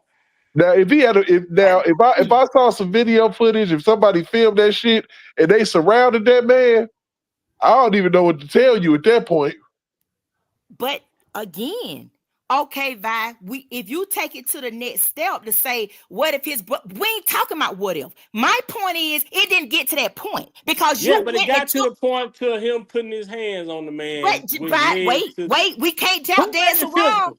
Wait, Who made it physical? but I'm no, gonna answer your question, but but then I'm listen, gonna ask you a no, backup question. we're gonna stick to the topic because you said, what if it ain't what if. The point of the matter No, is, he did make it. Listen, when he grabbed him, at that point, he should have went and got a coach. He shouldn't have put his hands on, but he didn't even get to the point of anything. He just take out a knife and stab him. He didn't even get to the point of, even if it was the boy in his bro, it didn't get to that point. well, What if this but and from what the if that? reports is saying this: if they say he grabbed. He grabbed him and I don't consider grabbing a physical altercation. That means altercation. It had to be something more than just the grabbing that he did. When no, he he picked him up and pushed him. He grabbed him and pushed him. So and I don't want it because it sounds like I don't want to make it seem like I'm saying that what one person did was right, the other person did was wrong. The whole Both situation could have been was avoided wrong. with you not putting your hands. And I'm not gonna sit here and say, man, we sitting on YouTube and saying that if somebody put their hands on us that we don't know, and we gonna react and respond like this. But in all reality, man, come on, man. I'll keep it real. And at the end of the day, like I say, Well, I can honestly say when I we was don't. in a None of us situation know. yesterday, even You in a know, None of us know situation what with we'll me do. yesterday, when right? You that know, because guy when he initially said something to me, I stopped. Even though I know I wasn't talking to this dude, but when he said something to me, I stopped. But guess what? Now today that I'm still here and I can talk about it, I could have just kept walking in the beginning because I knew I wasn't talking to him. right. You know, hindsight is 2020. You know, and like I said, these are young people. Like, you know, we a little bit more mature in our thought processes and will make definitely different decisions if faced with circumstances as such. You know, you know, and the crazy thing is, like I said, it's unfortunate that he was able to get a knife into a facility like that. That's terrible. And Because that's where the investigation needs to take place there. Why and how was he able to get a knife into onto a track meet? Because I'm telling you, they got all type of people at track meets, and they search you up and down, even just coming to watch the track meet. They searching you up and down, and then now they're telling you you can't even bring large bags. the stuff you got to go through to get into a high school football game. Man, You know, I mean, come on now. I'm like, nah, this is ridiculous. But if you ain't on the track team, that means you a spectator that went up under somebody's tent as well. And on top of that, if that would have taken place, then he wouldn't have had no knife to pull out. He'd have had to fight him if that happened. I But mean, because because it's clear that he wasn't on the other team's track team, right? He was like a football player for the school, he was on right? another team, apparently. He wasn't on that team though. So Okay, yeah, but regardless, and like I said, it's crazy to me because it's a lot that we don't know. It's a lot people see things differently as eyewitnesses. man, You know. Jeff, And you what look is up crazy Jeff. for me, Matter of fact, we talking about the situation, Jeff. Because I know you got your computer over there because you playing video. Pull up the self-defense law in Texas. say All right, I'm pull yeah, that up. While the y'all, laws are oh, different. you know what? I did. Judge Joe Brown was talking about that today, and he was basically saying that that would be more like excessive. Like he was talking about it on Dana today, as far as that the logo in Texas. It is a stand your ground, but it's only if it's what did he say? Necessary. Like if it Yeah, But you it gotta say meet if you, force with force. I think they Basically. say if you feel. So if when they put that, And you that's gotta look why at he that said, word. yes, If you have you to feel. say, I fear for my life. So I that's don't the know how thing I that's gonna think is work. He feared for it's his a life in a crazy, track meet. it's a crazy case, man. Yeah, I'm it's It's a a telling you, it's crazy a you have situation. to say, I fear for my life. And this boy did say it. He told a police officer he feared for his life. It's sad, man. It's sad, and it's a learning experience all the but way around the board. It's unfortunate that somebody's life Oh, had to so be wait, took. what is News saying? News, he was at an event that did not involve his own high school. Word is he was ditching class to be at the track event. oh shit. Hmm. Shit. That's even If worse. you're a high school student, this is the speculation, because even in some of the other messages they said the kid was his school was there. Then they Yeah, said his they school said his wasn't school. there. I'm looking, reading it See, now. They saying his school was there. that's what I'm saying. Is this is what happened when these type of situations take place. You It's gotta so filter many out different stories you get gotta out. filter out the fake news. The fake Yeah, news, that's baby. it. And we get to the point of the situation at hand that took place is what's gonna be looked at when it comes to this man going to jail for the rest of his life But for what but, he did. but on its face, he didn't have no business with that damn knife. Period. No, no. No business. Not in a facility like that at all. So he would definitely get hit for that. Oh He yeah. wasn't supposed to have that That's just shit. like having Uh, a so he a was gun suspended. or You're saying he was suspended for bringing a knife at his own high school?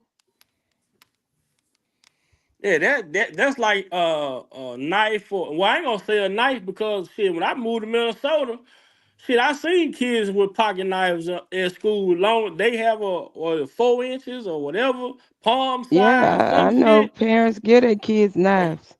So it's crazy. But if you got a gun or marijuana, the law, you can't have that shit within a certain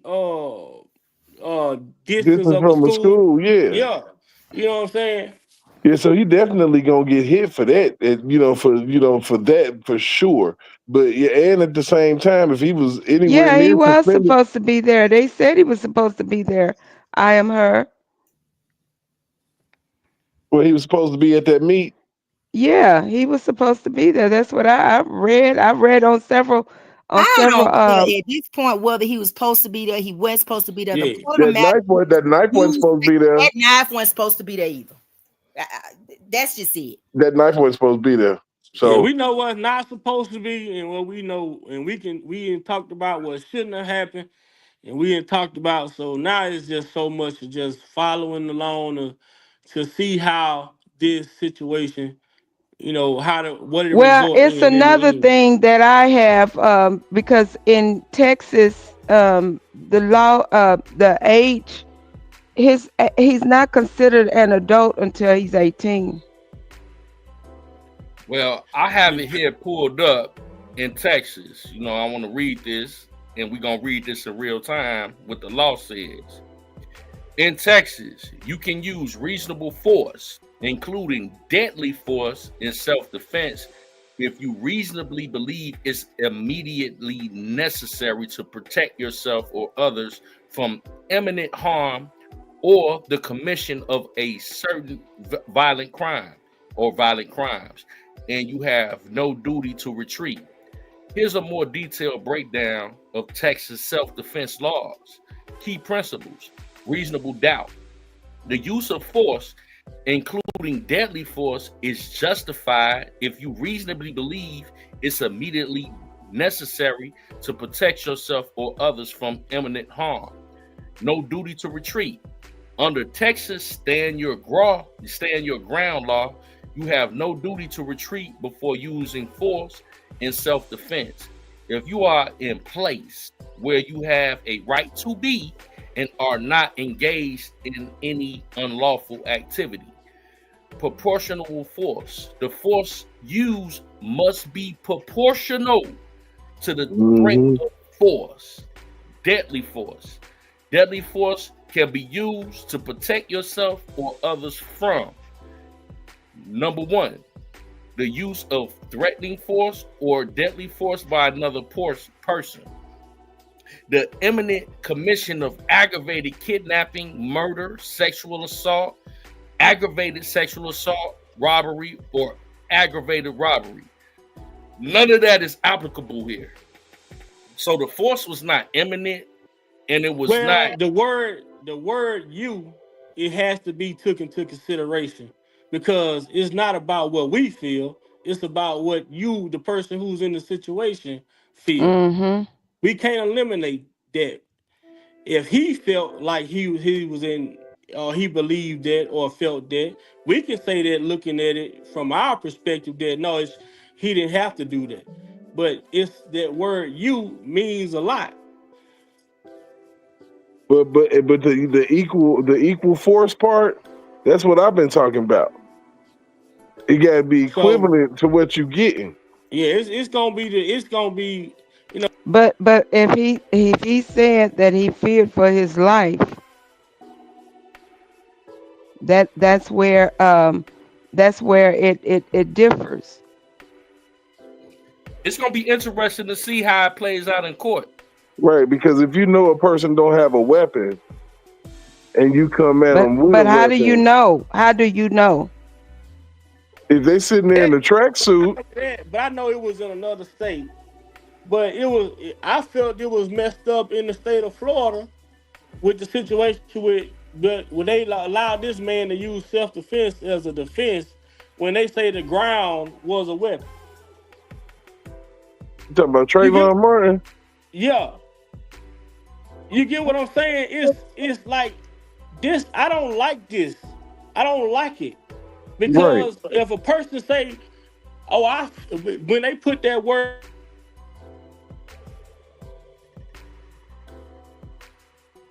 Big Vat, what happened to you?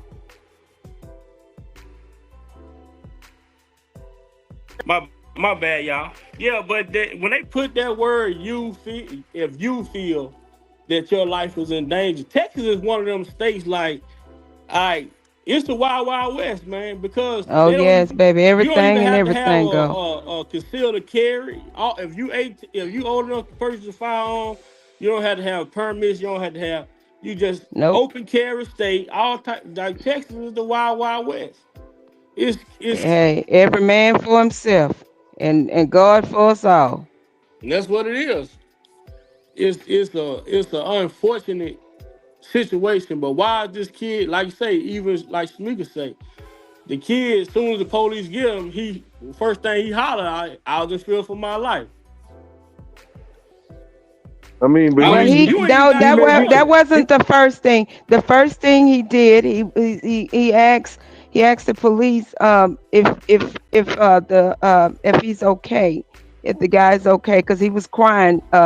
He was really crying hard, and then he asked the police officer, was the guy okay? Was he gonna be okay? And he said, the police officer said when he got in the car, he told him that he feared for his life. Now, if he feared for his life, he might have a valid defense, you know. But you don't think you know. So now we got to get into the intelligence of a person who just did some shit and trying to get out of it. Facts. No, but it's gonna go to the point to who was the aggressor in the situation. But still, no. You know what I'm saying? You're gonna put on to try to make sure you get less than what you deserve in that situation. You ain't just gonna throw yourself on the mercy of no damn police officer. But when we go back to, like me and Mika said, who was the aggressor? Who initiated the situation? Was he somewhere that was private property that said he wasn't allowed to be there? It's a lot of stuff like this. It's a lot of different scenarios, but you got to look at both sides of it. He could be because he's smart enough to.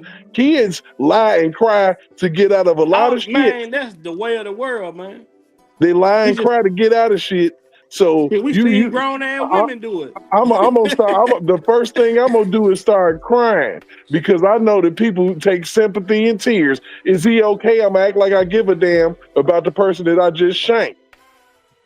People try to get away with murders. It's been twin girls that got caught up, killed their mama, and tried to hide it. So, you know, you have to play both sides of it. You know, you gotta play them, because if you don't, you're gonna be stuck in a silo, and you ain't gonna be able to hear the facts when they come out. So, you know, we speculate all the time, and this is all speculation because we don't know nothing. Right. You know, but trust me, as we talk and as we go along like we always have, we be pretty damn close to this. We be pretty damn close to the truth.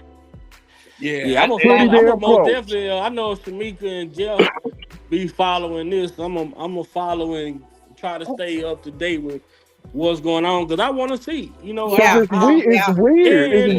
And I'm gonna tell you something. Why I say this, right? I had an uncle. My uncle, you know, he bodied somebody in Texas. And self-defense, stand your ground, was his defense. That was just, you know, reason for him not being in prison for the rest of his life. All because a person didn't like him at a nightclub.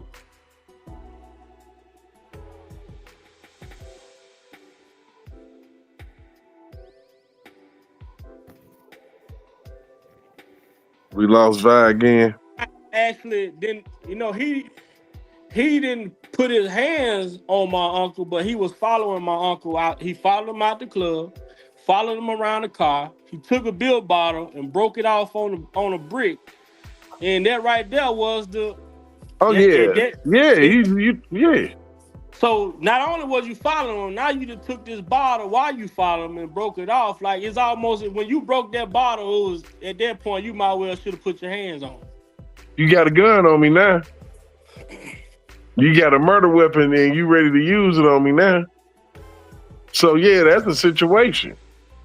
You see what I'm saying? So when you put your hands on somebody, or you got a weapon in your hand or things like that in Texas, like they consider that stuff in the situation. Now this boy gonna get some time, period, because you in a facility. I'm quite sure they got signs all around that motherfucker that say we ban this, that, and the third, you know, from being in this facility.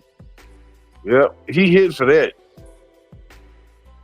He gonna have to sit for something in this.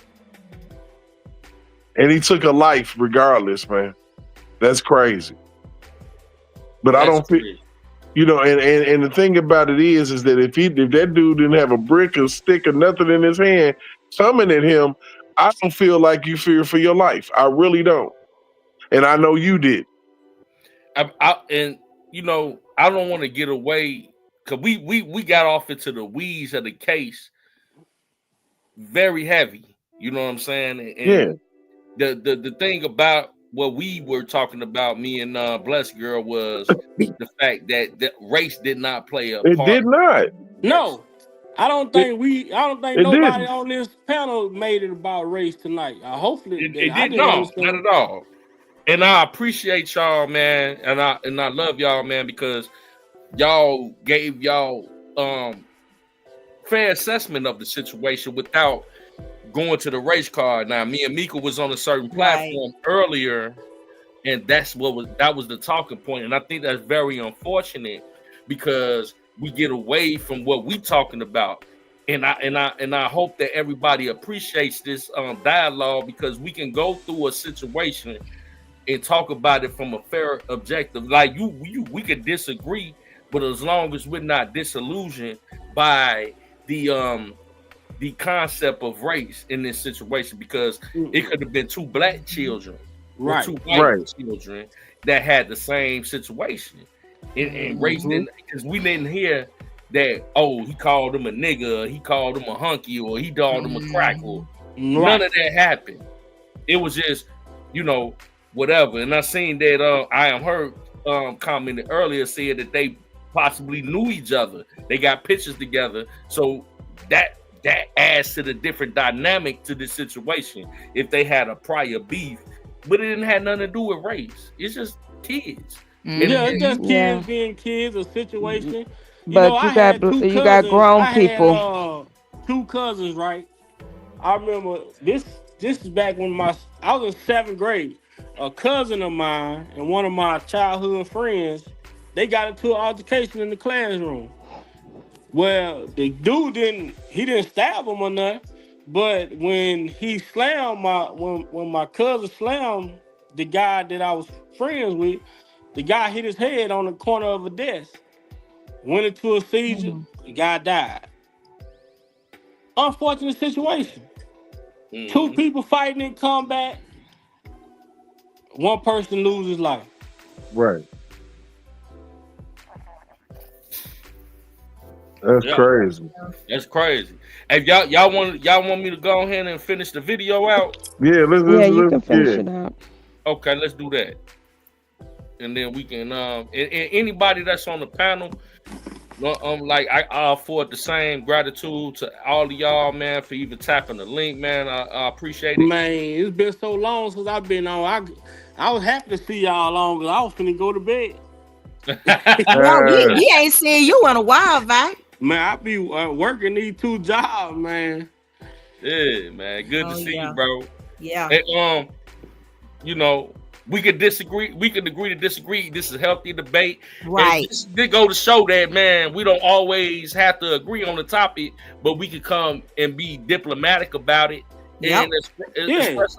And I think we all was saying in the rim of it all, we all was saying the same thing, just with different ways of getting there. Y'all must have been over there with Jasmine Crockett, and that's Jeff. why I always tell people, like, a conversation is like a GPS. No, we weren't over there with Jasmine. When you put an address, hey, when you put an address, I want Niecy to explain herself. When Vi get done, yeah. But what I was saying though, a conversation is like a GPS, man. When you put an address, a destination in there, it's gonna give you multiple routes to get there. But at the end of the day, you get to the same destination. It may take you longer, may take you get there quicker, whatever the situation may be. But the final destination is us getting to where we all saying the same thing. We just going in different directions. You know, and I said Jeff and Mika was over there listening to Jasmine Crockett over there with that craziness. But look here, all the fussing that we did and arguing we did over R. Kelly over all the years, you know, we can handle a conversation about something else. Right. For real. Yeah. Boy, come on now. I mean, so, you know, the thing of it is that, man, it is very unfortunate. Black or white, yellow, green, that's sad, man. Because you got 2 people, 2 athletes. You don't even know where they could have went in their life. 2 babies. These are babies. 2 children. 2 children. 17. I got a 16-year-old over here, man. Come on, man. These are kids. You know, so as parents, you know what I'm saying? If you're doing good, great. If you ain't, you need to do better. Yeah. And you got them old crazy people over there hollering about race and all of this. Right. You know, you're not helping the situation. You just making it worse. So I just don't. I don't think that that's fair on either level, because now you really have 2 sets of parents that's literally dealing with the loss of their children. They're literally dealing with the loss of their kids. One is dealing with the death of theirs, and the other one is, might as well say, dealing with the death of theirs. Because I mean, Texas, I can honestly say they will throw the book at you, and don't care. Walk with me right quick, sis. When we talk about 2 children, one black, one white, in America, dealing with the climate that we're dealing with in America right now, the irresponsibility to try to paint this as some type of racial situation when it's not applicable. How dangerous is that? You know that's what? It's very dangerous, because what you're doing now, you're actually making it very hard for my grandson who goes to school, for your 16-year-old who goes to school, and everybody else who goes to school, because now you're telling them that this is a racial issue. Our kids are still trying to form their little minds, get their little minds wrapped around, this is my friend. They don't look at color, they don't look at creed, none of that. They don't see any of that. This is what grown people do. Right. Right. And the you thing got about people like a Jasmine Crockett out there in this area where we're talking about this happened. This is what she's going to use her messaging tool as. This is a racial issue. No, Thank you. sweetie, it's not a racial issue. This is okay. a common sense issue. This is a issue where the black parent. Sorry, but the black parent should have taken their belt to the wherever before that child got in that police car, whooped that butt, and Or told the send you police a if knowing where you you was need to, into. Talk about you this. Keep going. if you need to if you need to lock me up, then lock me up. But before you put him in that car, y'all not gonna be the first one to beat that ass. I'ma beat his ass. Thank you. Yeah, but they should have been more aware of what he had going on to be Whether having he, a knife. hey, you can tell, you can say that all day long. Where we should have been and could have been, but I'm gonna tell you what's gonna happen before you get in that police car. I'm gonna beat your tail where you gonna understand and know you ain't gonna want to carry another knife. And a lot of Because times, they gonna know parents what don't kind know. of parents I am. Because you're not gonna disrespect me by thinking that it's okay to get in a police car knowing that you done killed somebody. That's it. Right. Now check this out. Check this out real quick, and then the video can play. Racism in America does not exist on the level in which they try to make it so. Thank you. Hey, Thank you. hey, both thoughts, bro. When you going back live, bro? You gotta go Hey, back live, bro.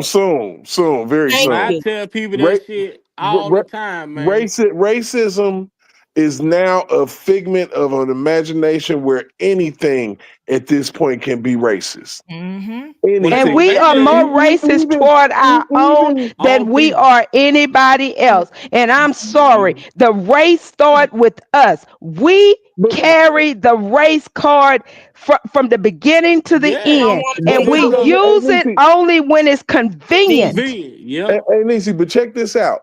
We got, it's so bad because you got Jasmine Crockett running around here. All she talk about is race this and race that, and who is this for? Because This it's is benefiting her. Her this, pocket. this Huh. is this is for the low information individual. That's That- not going to do no research. they don't interact with white people like that. So they don't really even know that this is for the people that a lot of But I'm people a in the hood. coon. I'm a coon. I'm this and I'm that because I'm telling you, I don't agree with what you're saying. And the reason why I don't agree with what you're saying, because the first thing, I stand on my principles, which is my religion, my faith-based religion. If you are out here talking about killing somebody's baby, you don't have no problem with this child killing somebody's baby. Right. Racism is not there anymore. I mean, you just look at all of we got black billionaires. We Thank got you. black Thank you. millionaires. We have, No excuse for that we no more. got all of these people that's making all this money. They in politics. We had a president black, not once, but twice. Thank you. So But even with that, Derek, we're not gonna because racism is on both sides. It's not one yes, sided. It's no, on both sides. truth be told, is absolutely flipped.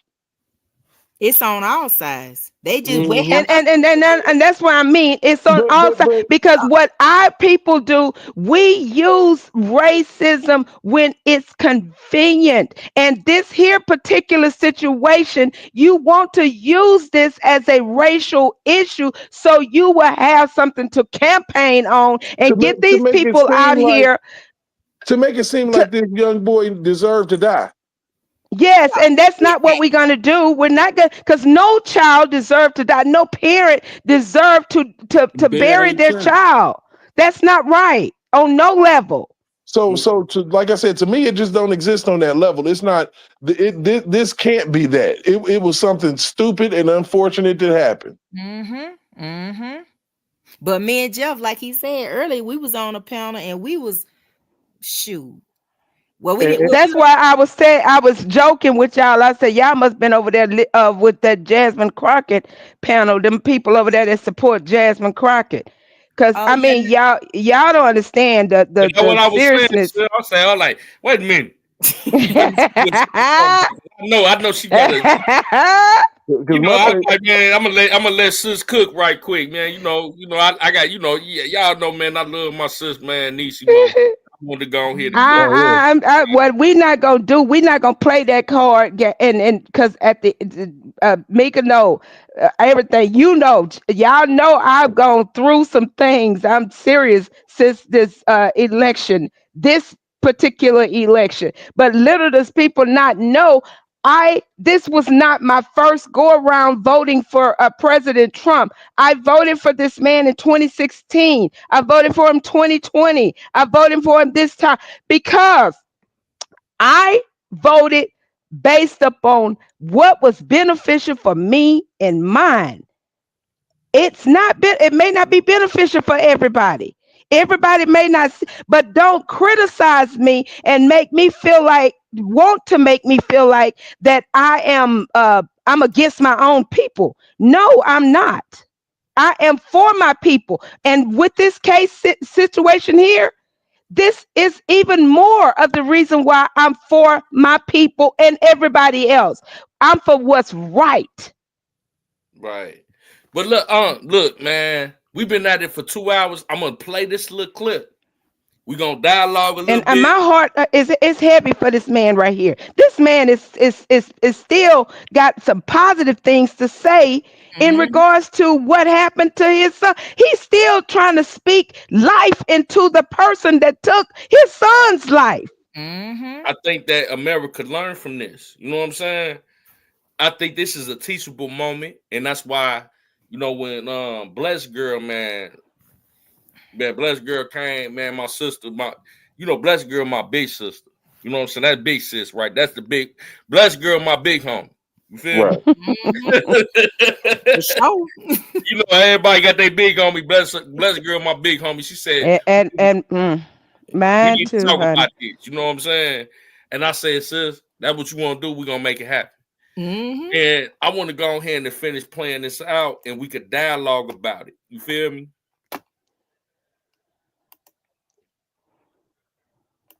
And it ain't. I don't know, man. It ain't want to act like it want to act right. Refresh the page, bro. So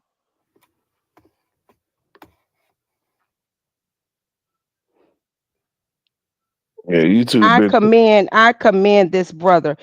And he is a brother. I commend him because this man just lost a son. And then not only that, you literally mentally have lost another son because that son got to deal with the fact that his brother has died in his arms. That's the He sad got to part live with about that. it. That's why I said, like, I just did. I think that's what break my heart the most. It's to me, I just feel like that was so preventable. Like, it's just to me, and I'm saying, like, coming from a parent, like, with just being a parent to children, and I'm just looking at the hurt in this man's eyes, and ain't no telling what, like, the hurt in this other young man's, because I'm pretty sure if it seems to me, with him having a 4.0 grade point average and he got a lot of scholarships for football. I don't think he probably came from, I can't speak on that, but he may have had a pretty good upbringing. I don't know, but kids, they tend to go left when they get in high school. They get to smelling themselves, hanging around the wrong kids and all this other stuff. I don't know. I'm telling you, sis, and believe it or not, it's some things that we do know that we, as parents that we don't talk about. Y'all, we got to start paying closer attention to our children. Y'all, I'm telling y'all, I know I just talked to someone just last night rather, and he was telling me about this girl and beautiful girl. She goes over next door all the time, and she's over there getting high. I mean, they doing the vaping and getting, y'all. This is a serious situation, y'all. This is so serious. We know what we think our kids are doing and what they're not doing, but we don't know when they leave our eyesight. Yep. And this stuff is so serious, y'all. It is taking our children's mind. I tell you, I did a live on this vaping and stuff, all these like these liquid drugs and stuff like that. Yeah, it's one of them things where you really have to talk to your kids because it's just so much peer pressure now. And these kids actually think that vaping is that's the thing. Like, hey, you see so many kids now doing it, and just not the kids, the adults. They do it And too. they're being pressured to do Basically it. said, "Make They me." are literally being And pressured. then he wound up stabbing him in the heart and killing him. All over someone sitting in the wrong spot at a track meet. Now, I don't blame his parents. I don't blame him. But they all will suffer too. I feel for their family because now their son will probably wind up in prison and learn that he killed someone. And he devastated and took my son that I can never get back. It's unfortunate for everyone involved. And I just hope it doesn't happen to anyone else. This world, you know, there need to be changes, and it starts at home. So I don't know. I'm not judging. I'm just happen to say that try to be kind in this world. And if you can't be kind, find someone who is. Is there anything else that you want people to know about Austin? You want people to know how he'll be remembered? Is there anything else that you haven't shared? I mean, it's hard right now. My thoughts are all over the place, to be honest. I mean, Wow, there's they're so many great identical things about twins. him. I could probably sit here for 3 hours and go on and on and on. But he was a great friend. He was a leader. He was well respected in school by his teammates, by his coaches, by his friends. His girlfriend came up to me and said, "You know what? He talks about you a lot, and he loved you, and he treated me with great respect." And he goes, "It started. You taught him that, you know." He was going to turn out to be a great individual and impact this world with positivity. So he was on the right track. He was doing everything right. I was so proud to have two sons, not just him, but two sons that do the exact same thing. My other son, Hunter's like, "Dad, I can't go on because Austin always had my back." I said, "I know." And when I kissed his forehead today, as his body was cold, I ran my fingers through his hair. I told him, "It's not goodbye. It's see you later. I'll join you at some point too, son. You just beat me to this place. So you keep an eye on me up there. Put in a good word for me. And we'll meet again." Your faith is keeping you strong right now. Yep. It's the only thing that's keeping me together. Otherwise, I'd be in a rubber room right now. So all I can do is pray. I don't understand it, but I have to live through it. And I have to still be here for my other son. So my journey's not done. It just took a really bad detour today that I'll probably never get over. I'll live with it the rest of my life. And I sure as hell don't want any other parent to feel the way that I feel today. Because when I got the call, I was scared, but I was hoping like he's stabbed in the stomach. It's not gonna be that big a deal, surgery, as long as he's okay. When I saw him, I knew it wasn't good. And then when his brother told me, "Dad," I tried to hold the wound to the blood, but there was too much. And he died in my arms. Did they take the knife out? It's tragic. I don't know what else to really say. How can the community best help you right now? Help you and your family right now? Is it thoughts and prayers? Is there a GoFundMe? How can they help you? I hadn't even thought about that. That's a good idea. GoFundMe. I'll probably have someone set that up, and prayers. I believe I'm heavy in faith, and we just pray that this doesn't happen again to someone else. Unfortunately, I get to be the example. But, we have to try to turn negatives into positives. And he was a great kid, and he impacted a lot of lives. I'll never forget him, and neither will a lot of other people. So, community-wise, talk to your kids, teach your kids, It all starts at home. I know this world has changed. I'm old school. It's a different world. It's unfortunate. I think we could stop that right there. Hmm. You know, I think we can stop that right there because, when we talk about educating our children and, this world that young adults are facing is totally different. It's just unfortunate that it's come to this with this with both these families. When sis brought this to my attention, we should go live about this because I think this is a teachable moment. And the thing that we should be able to learn from this is it's not that serious. Mm-hmm. It's not that serious where you have to resort to any type of unaliving and infractions and in that respect to that family, that father, and he has a mother that's still alive that's been on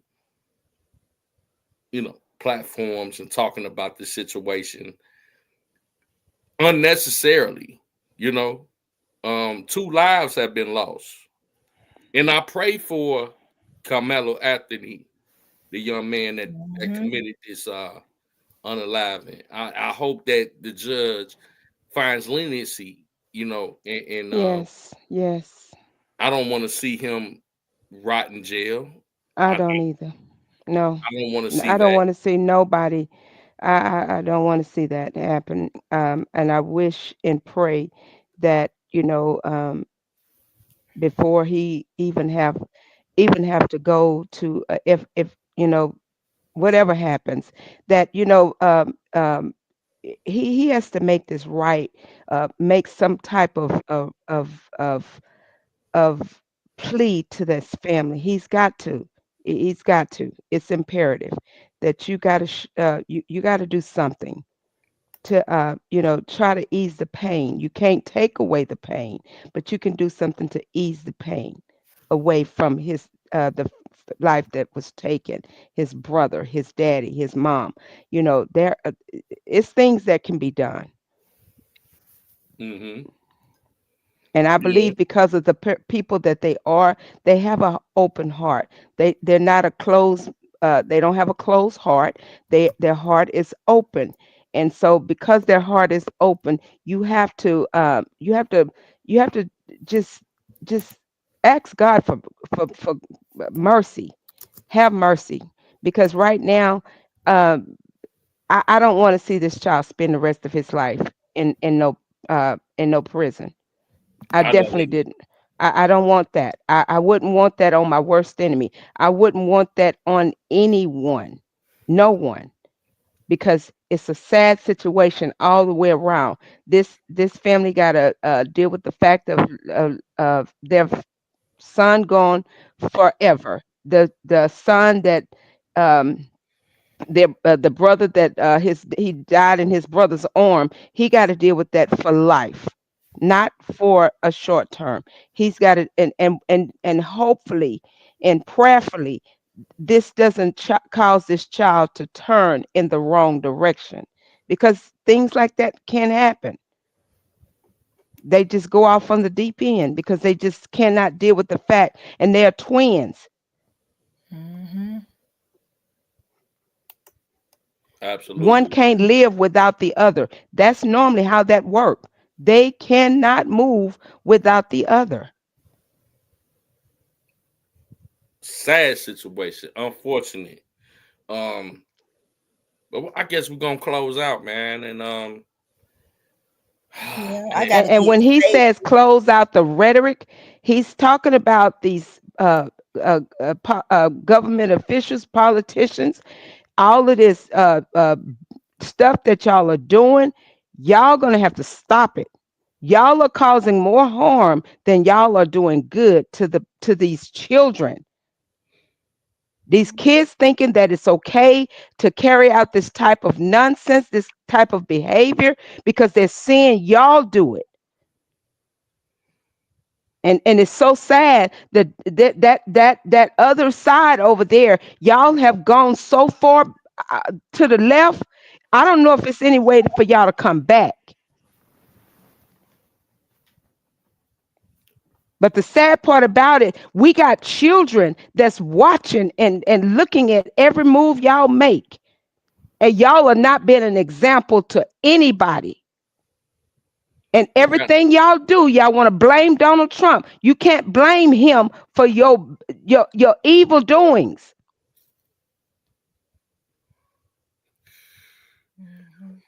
Exactly.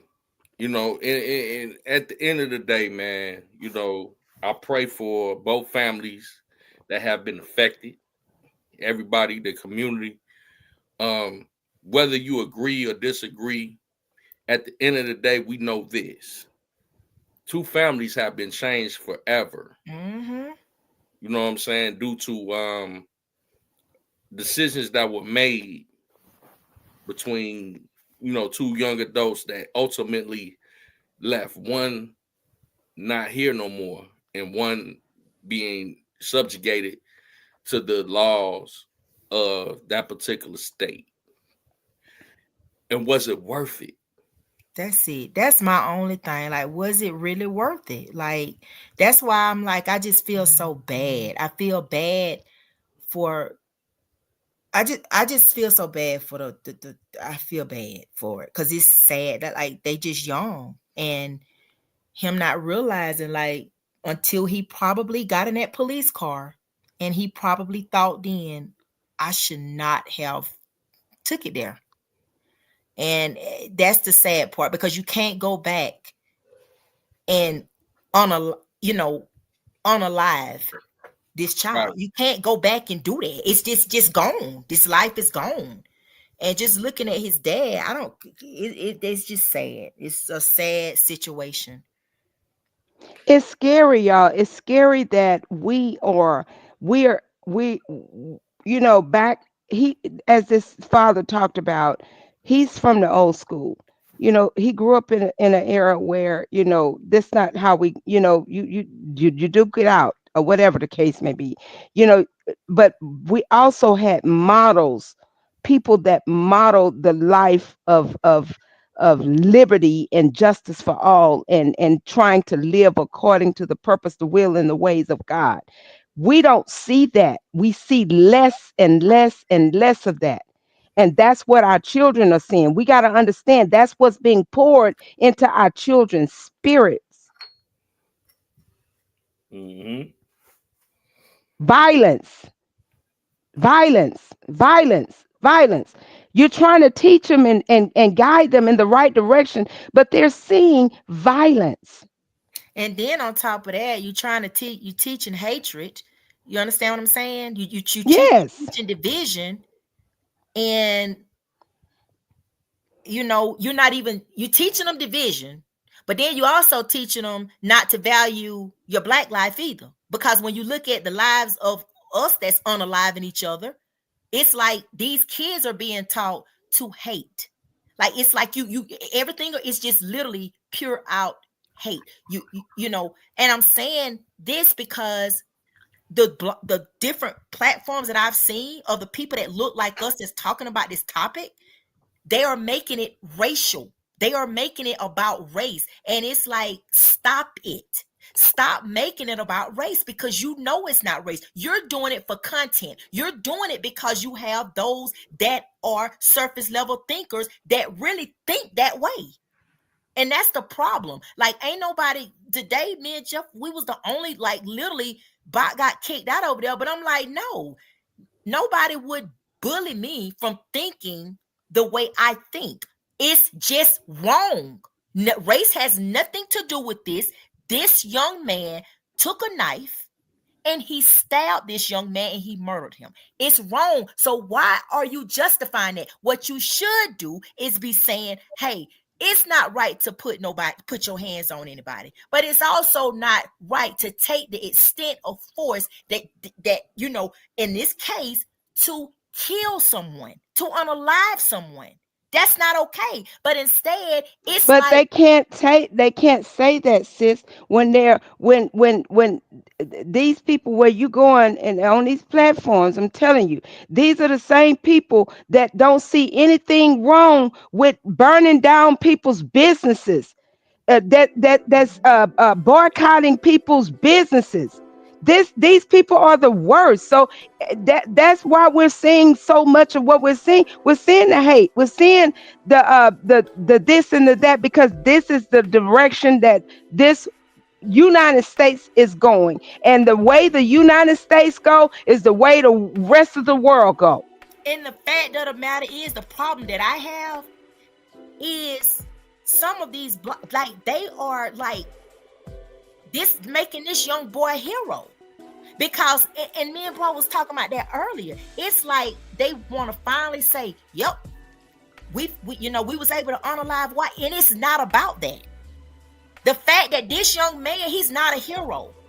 This young man, in my You opinion, need to be praying for him. need to be And nobody is going to be there for him and his family when they're going through a judgment hall to judgment hall and being tried on this end and tried on that end. And then this child got to go to sleep at night on a cold floor, on a cold cot, away from his parents. Stop it. Mm-hmm. And instead of saying, let's pray for this family, let's pray for all families involved. No, we got to make it about race. And no, he stood his ground. And I'm like, oh. Well, you see how they go hard for Jasmine Crockett and making her think that she's all of that and a cup of some with all of this rhetoric that she got going on. But I guarantee you, they're not gonna be there for her when everything comes out in the open, because it's coming out. All of your rhetoric and all of your bad deeds and ill-gotten deeds that you've been doing is coming out. The sad part is they don't care. They'll still ride for it. You know what they'll keep saying? Because people are so delusional. It could be right in front of their face and they'll still keep pointing their finger at the white man. We seeing it now. Look at all the corruption we seeing now. And they mad because of corruption. That Elon is finding all the corruption. Hey, sis, don't hold back, because see, we came on here for a purpose. Yeah. To talk about and address the situation as far as these people trying to make this a racial situation. And what we're saying is, if you want to make this a racial situation when it is not applicable, it doesn't apply. It takes away, it waters down the argument when a real racial situation happens. Thank you. Thank you. And we have seen, y'all, we've seen the law break the law. Y'all have heard me on numerous occasions continuously say we've witnessed the law break the law to get a conviction. We witnessed all type of racism happen inside the courtroom. But what we're witnessing now is a sad situation where it has gone so far where it's now affecting our children. And that's why we're saying now enough is enough. Let's deal with this. Shout out to my sis, APZ on the tool, YTF says, that's why I was saying that it would have been nice to let the boy sit there. He was not hurting anything or anyone, because that's what started it all. I'm not blaming him or justifying anything. What y'all got to say to that? Well, in my opinion, I mean, I see where she coming from with that. However, at the end of the day, look what it boiled down to. My thing is, if again these track meets, but you have a tent. If someone asked me to move or told me, hey, you need to get from over here, at that point, that's for him being a young man. If you didn't want to take the authority from him, you could have went and told the coach, hey, he trying to make me move or whatever. Like, at some point, it should have never ended. That it's just the words. Now everybody's so sensitive. It's the era we living in now. And that's what we're saying. It has gotten to that point because we got our politicians have they've turned up the heat to make people feel so insensitive about anything. Everything and anything goes right now. Nothing nobody can say or do that will cause a person to just want you to just take somebody's life. Shouldn't anyway. But because these people we are witnessing people daring other folk to go and burn up people's car while they're in their car, a car they bought and paid for. Yep. But and I do see what she said, because that's what started it all. I'm not blaming her or justifying anything. I get that's what it started, but it's in my opinion. I say, it's words, and I'm saying I can't understand how it got to the point of somebody telling you to leave from under their tent. My point is, I guarantee you, he was rethinking that. I should have just left. He should have followed when he asked him to leave the first, he should have just did that.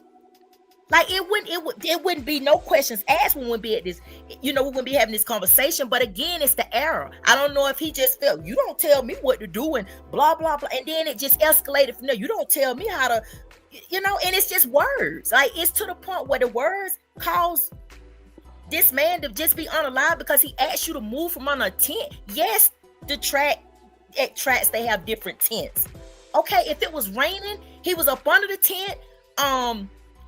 But if you obviously it was more than their team, it was their tent. Hey, we're supposed to be just leave. It's not that serious. That's what I'm saying. Now something that wasn't that serious has became headlines now.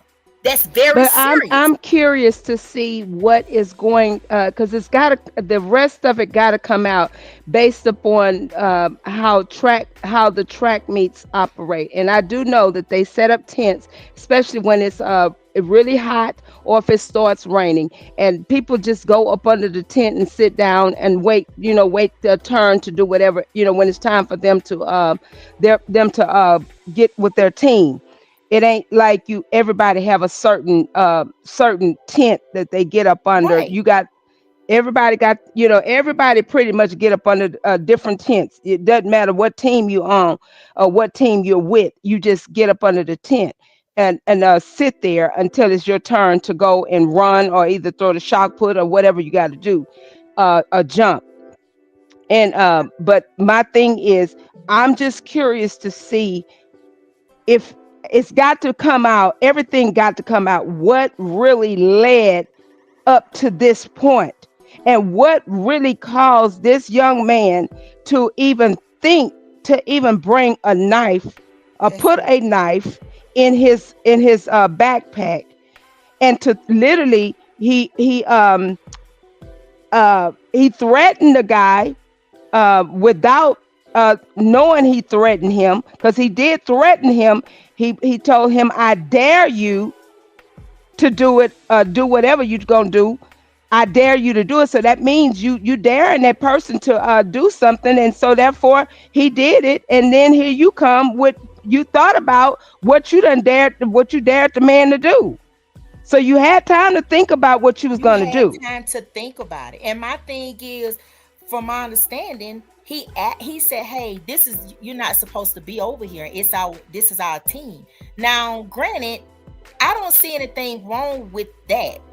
Maybe I can look at that from different standpoints. He could have went and told the coach, hey man, he ain't supposed to be over here. If he did, that is a problem. But if he's saying, hey, you're not supposed to be over here or whatever, what was wrong with saying, okay, bro, let me go ahead. Oh yeah, I was, or I get it, I'm gonna go over here with my team, or but it just seems to me like I don't know if he was mad when he got there or what he had going on before because obviously if he brought a knife to the track meet, I don't know if he was having issues at school with someone or what. Like I say, Noobs was saying that he had got suspended before because he was apparently caught with a knife or something of that nature. I don't know. But the point of the matter is, it's to the point where words now. Like I teach my kids now, I don't give a flip where you at. If somebody say something to you slick, ignore it and go. Like, because it ain't even worth it. Because now your mouth now can literally, and I'm telling you, people nowadays, they don't care nowadays. You got people now that if you pass them or get their parking space, they be ready to kill you. Like it's just like I don't know what's going on, but it's like now just I teach my kids, hey, just walk away. But a lot of we're still in that man, they hit you, you better hit them back. Okay, keep telling them that. Because it ain't always about that. Sometimes to diffuse the situation is walking away. Let's deal with this. It's APZ says, how about introducing yourself and saying hello? Everything that happened after the fact of him going to tell him to move, and that seems like it was unnecessary. And then she says, it's obvious that the boy had to pay for his actions in prison. However, it was raining and he might just have stepped under there until the rain stopped. That's a good observation. Maybe that was the case. And I think that that's pretty much what happened. That's normally what happened when you at the track meet. You going under from tent to tent to tent because they have tents, throughout the entire field. And so therefore they have them all over, and where they have water stations and everything. So you just go there and sit there, and you may have just got through running, or you may have just got through jumping, or whatever the case may be, and you just sitting down, catching your breath, and just sitting there. It's not a certain spot at the track meet where anybody you got a team over here and a team over there, because you have several different teams at the track meet. Right. But that's true. What she's saying is, what if they would have fought it out and he hit his head on the corner of the table, or hit the floor and still died? That's different. Like what I'm saying is, even if they would have fought, it would have probably been more of this is like excessive force. That's what Judge Joe Brown was saying. He took out a knife and stabbed him. Yeah, it's different. You got to be met with the same. We read the Texas law where it said that you would have to be met with the same type of force to even be explainable. And it wasn't it wasn't no imminent threat. You know what I'm saying, to pick out a weapon, because hey, we could have just had excessive force. You could have hit me, I could have hit you, and we would have been fighting. But you wouldn't even go that far before you pulled out a knife and stabbed him. You know what I'm saying? And he probably would not have been charged with first degree murder if that had happened that way. He probably well, even if the boy had stabbed him, I'm not saying that he went for the boy's heart. I'm not gonna sit here and say that's what he went for, but it's obviously that's what it ended up. But he just stabbed him. But my thing is, even if he hadn't died and he just stabbed him in the arm or what have you, I think that they would have gotten through this, as kids do, and moved on. But because this has blown up, and with grown people that can't have the mind to think, that it's, both parents are suffering right now. You don't care about who parents suffering. You just want what you want, because you want to make sure it's all about what you get, how you get it, and that's not what we are at this point in life right now. We got too much at stake right now. We got too much going on. We about to be in war, and I don't know why these people sitting up here wanting to play games, acting like this is some race. Because when you get ready to go to war, you're gonna be standing on side of a white man or a Mexican man or an Asian man. You gonna hope and pray that he saved your life, help save your life, and vice versa. You ain't gonna be wondering who helped and save your life. You just want somebody to be there for you. Now we here talking about some darn black, white. No, we ain't. I don't want to hear that. I don't want. I just want all of this rhetoric to calm down, and for us to get where we need to be in the United States of America. Because where we are right now It's not where we want to be, and we didn't get there these few months that Donald Trump been in office. We got there them years that but Joe Biden been in office. So we just need this stuff to calm down. Absolutely. Hey, Yeah. y'all, and you know, man, I love everybody that came on the platform tonight. Maybe Yeah. we could probably do a part 2 to this. Mm-hmm. Hey, man, I gotta go on here, lay it down. Got to get up in a couple hours for work. Lay it down, baby. I want to give a big shout out to Queen Nisimo, Yep. Blessed Girl. I want to give a big shout out to APZ, A Child. Let me run through the line here. Big Vi. I am her. I am her. Provoke You know thoughts. what I'm saying? Provoke thoughts. You know, noobs. Hold on, let me go back through here. J Rock came through. You know, shout out to J Rock. Let me see. Let me go back up here. J Rock is in that area. Yeah, that's where he's at. Yeah, I want to give a shout out to Beatrice, Graceful Journey. Beatrice came through. You know what I'm saying, man? You know, this a family over here, man. Yep. We a family over here. Mhm. Child, man, I'm telling you, if I don't never say enough that I appreciate A Child, she always show love. You know what I'm saying? Yes. The whole nine, man. This is a conversation we gonna continue. You know, Big Vibe, And if man. y'all have a live, so if y'all have a Instagram page, WhatsApp page, all of your share it, share the live, so that other people can see the live. That's how this platform will grow. And once it grows, then we can start seeing other things happen over here, and we're expecting for things to prosper over here. Yeah, man. Share, man. Like, share, man. Hey, black people, man. You see black people over here trying to do something positive. Go on ahead, like, share, subscribe. You know what I'm saying? That's it. Show us a little love.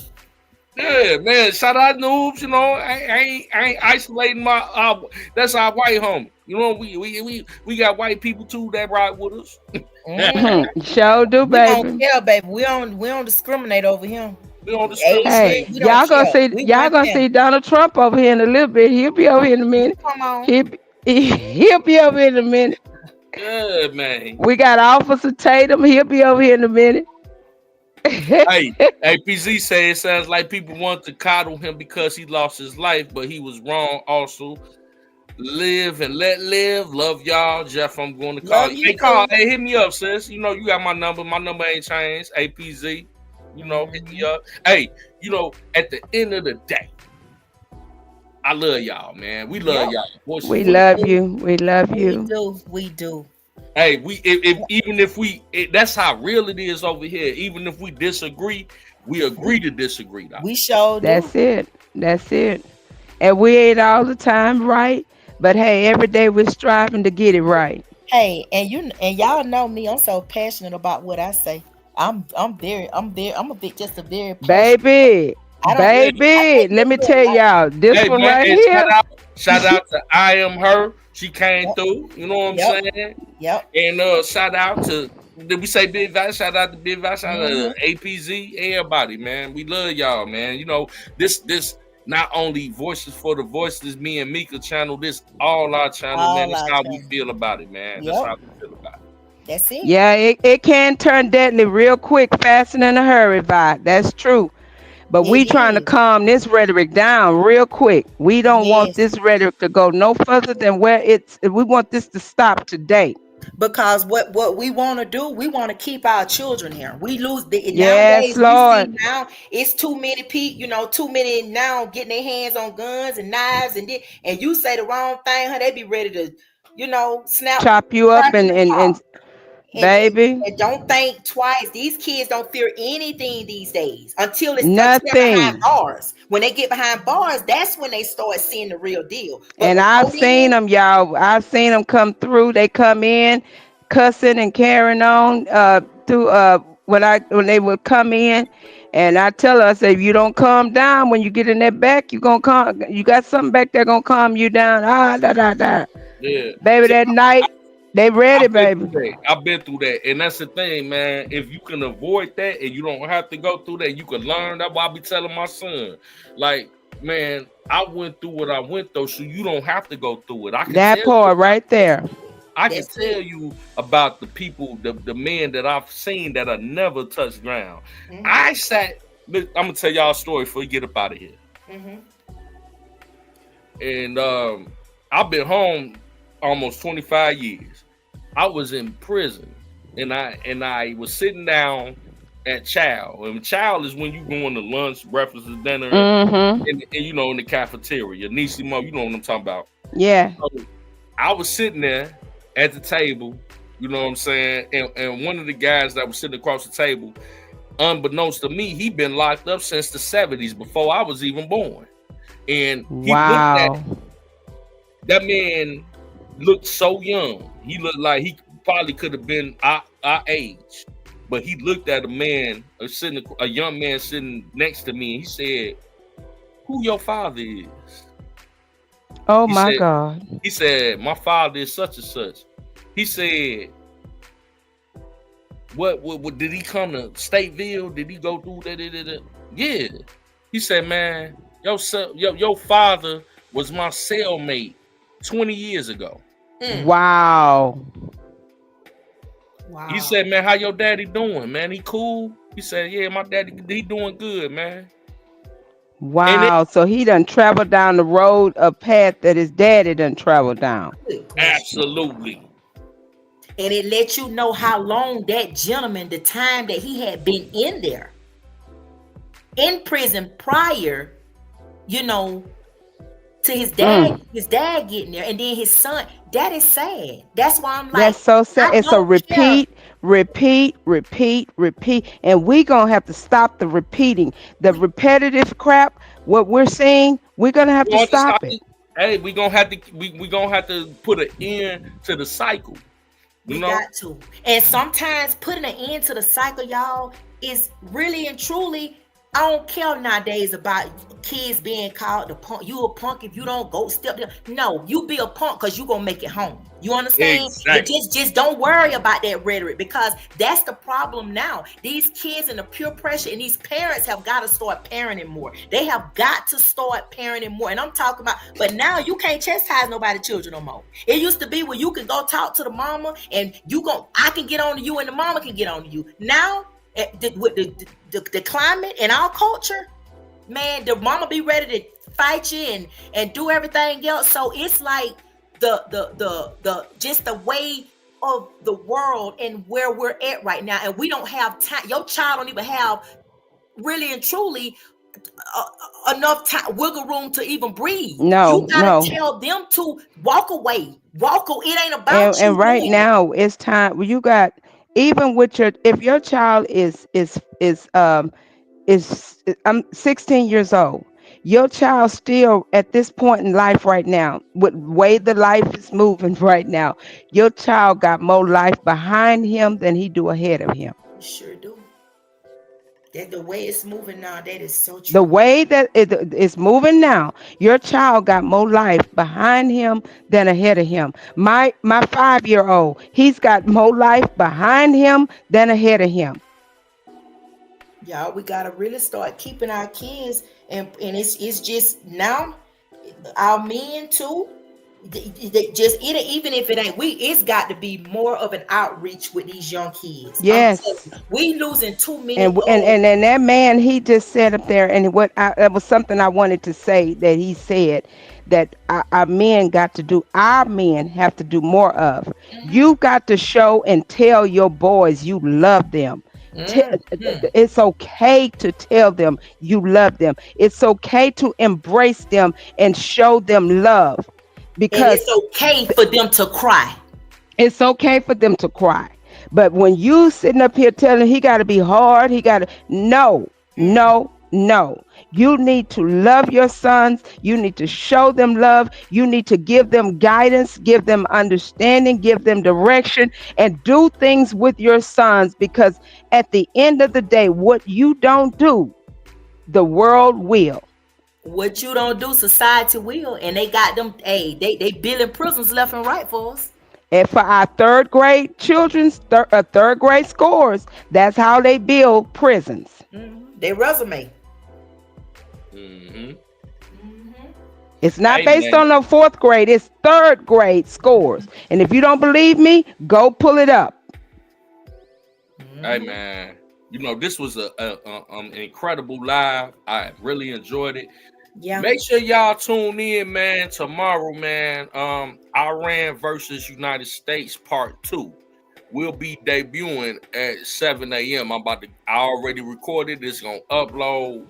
You know, a lot of things people don't know. As you know what I'm saying? Voice for the Voices, we drop y'all something new, some new content every day. You know what I'm saying? If it's a video, if it's a live, we cooking over here. We're gonna continue this conversation. We coming up on 3 hours, man. And I really appreciate everybody, man, that came through, but I gotta go on here and lay it down. We do, I do too. We do, and I'm getting ready to go too. And if we can send some love to that to the family that lost their son, just send them a heart, something, just to say we're praying for you, we're here for you.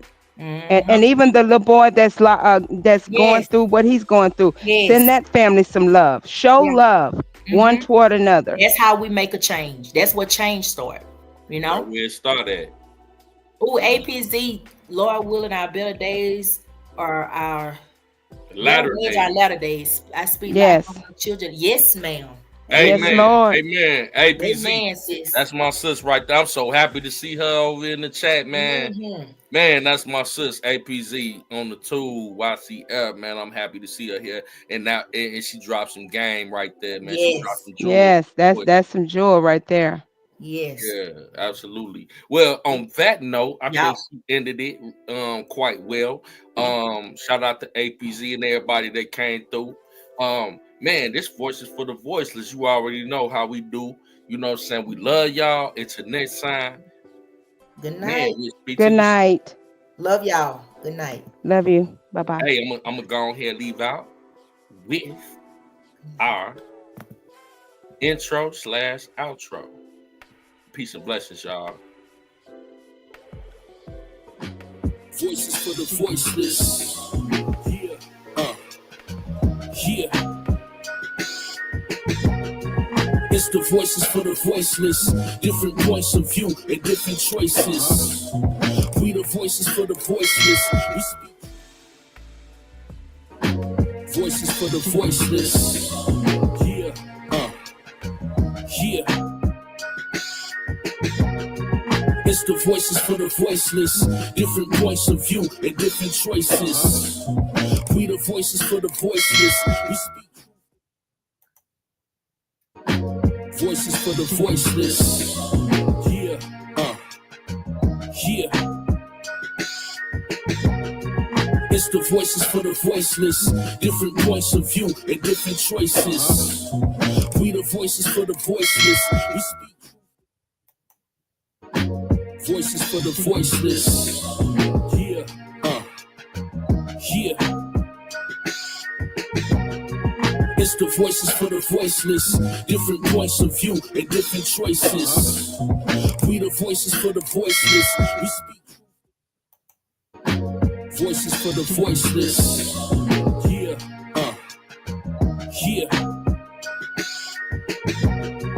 It's the voices for the voiceless. Different points of view and different choices.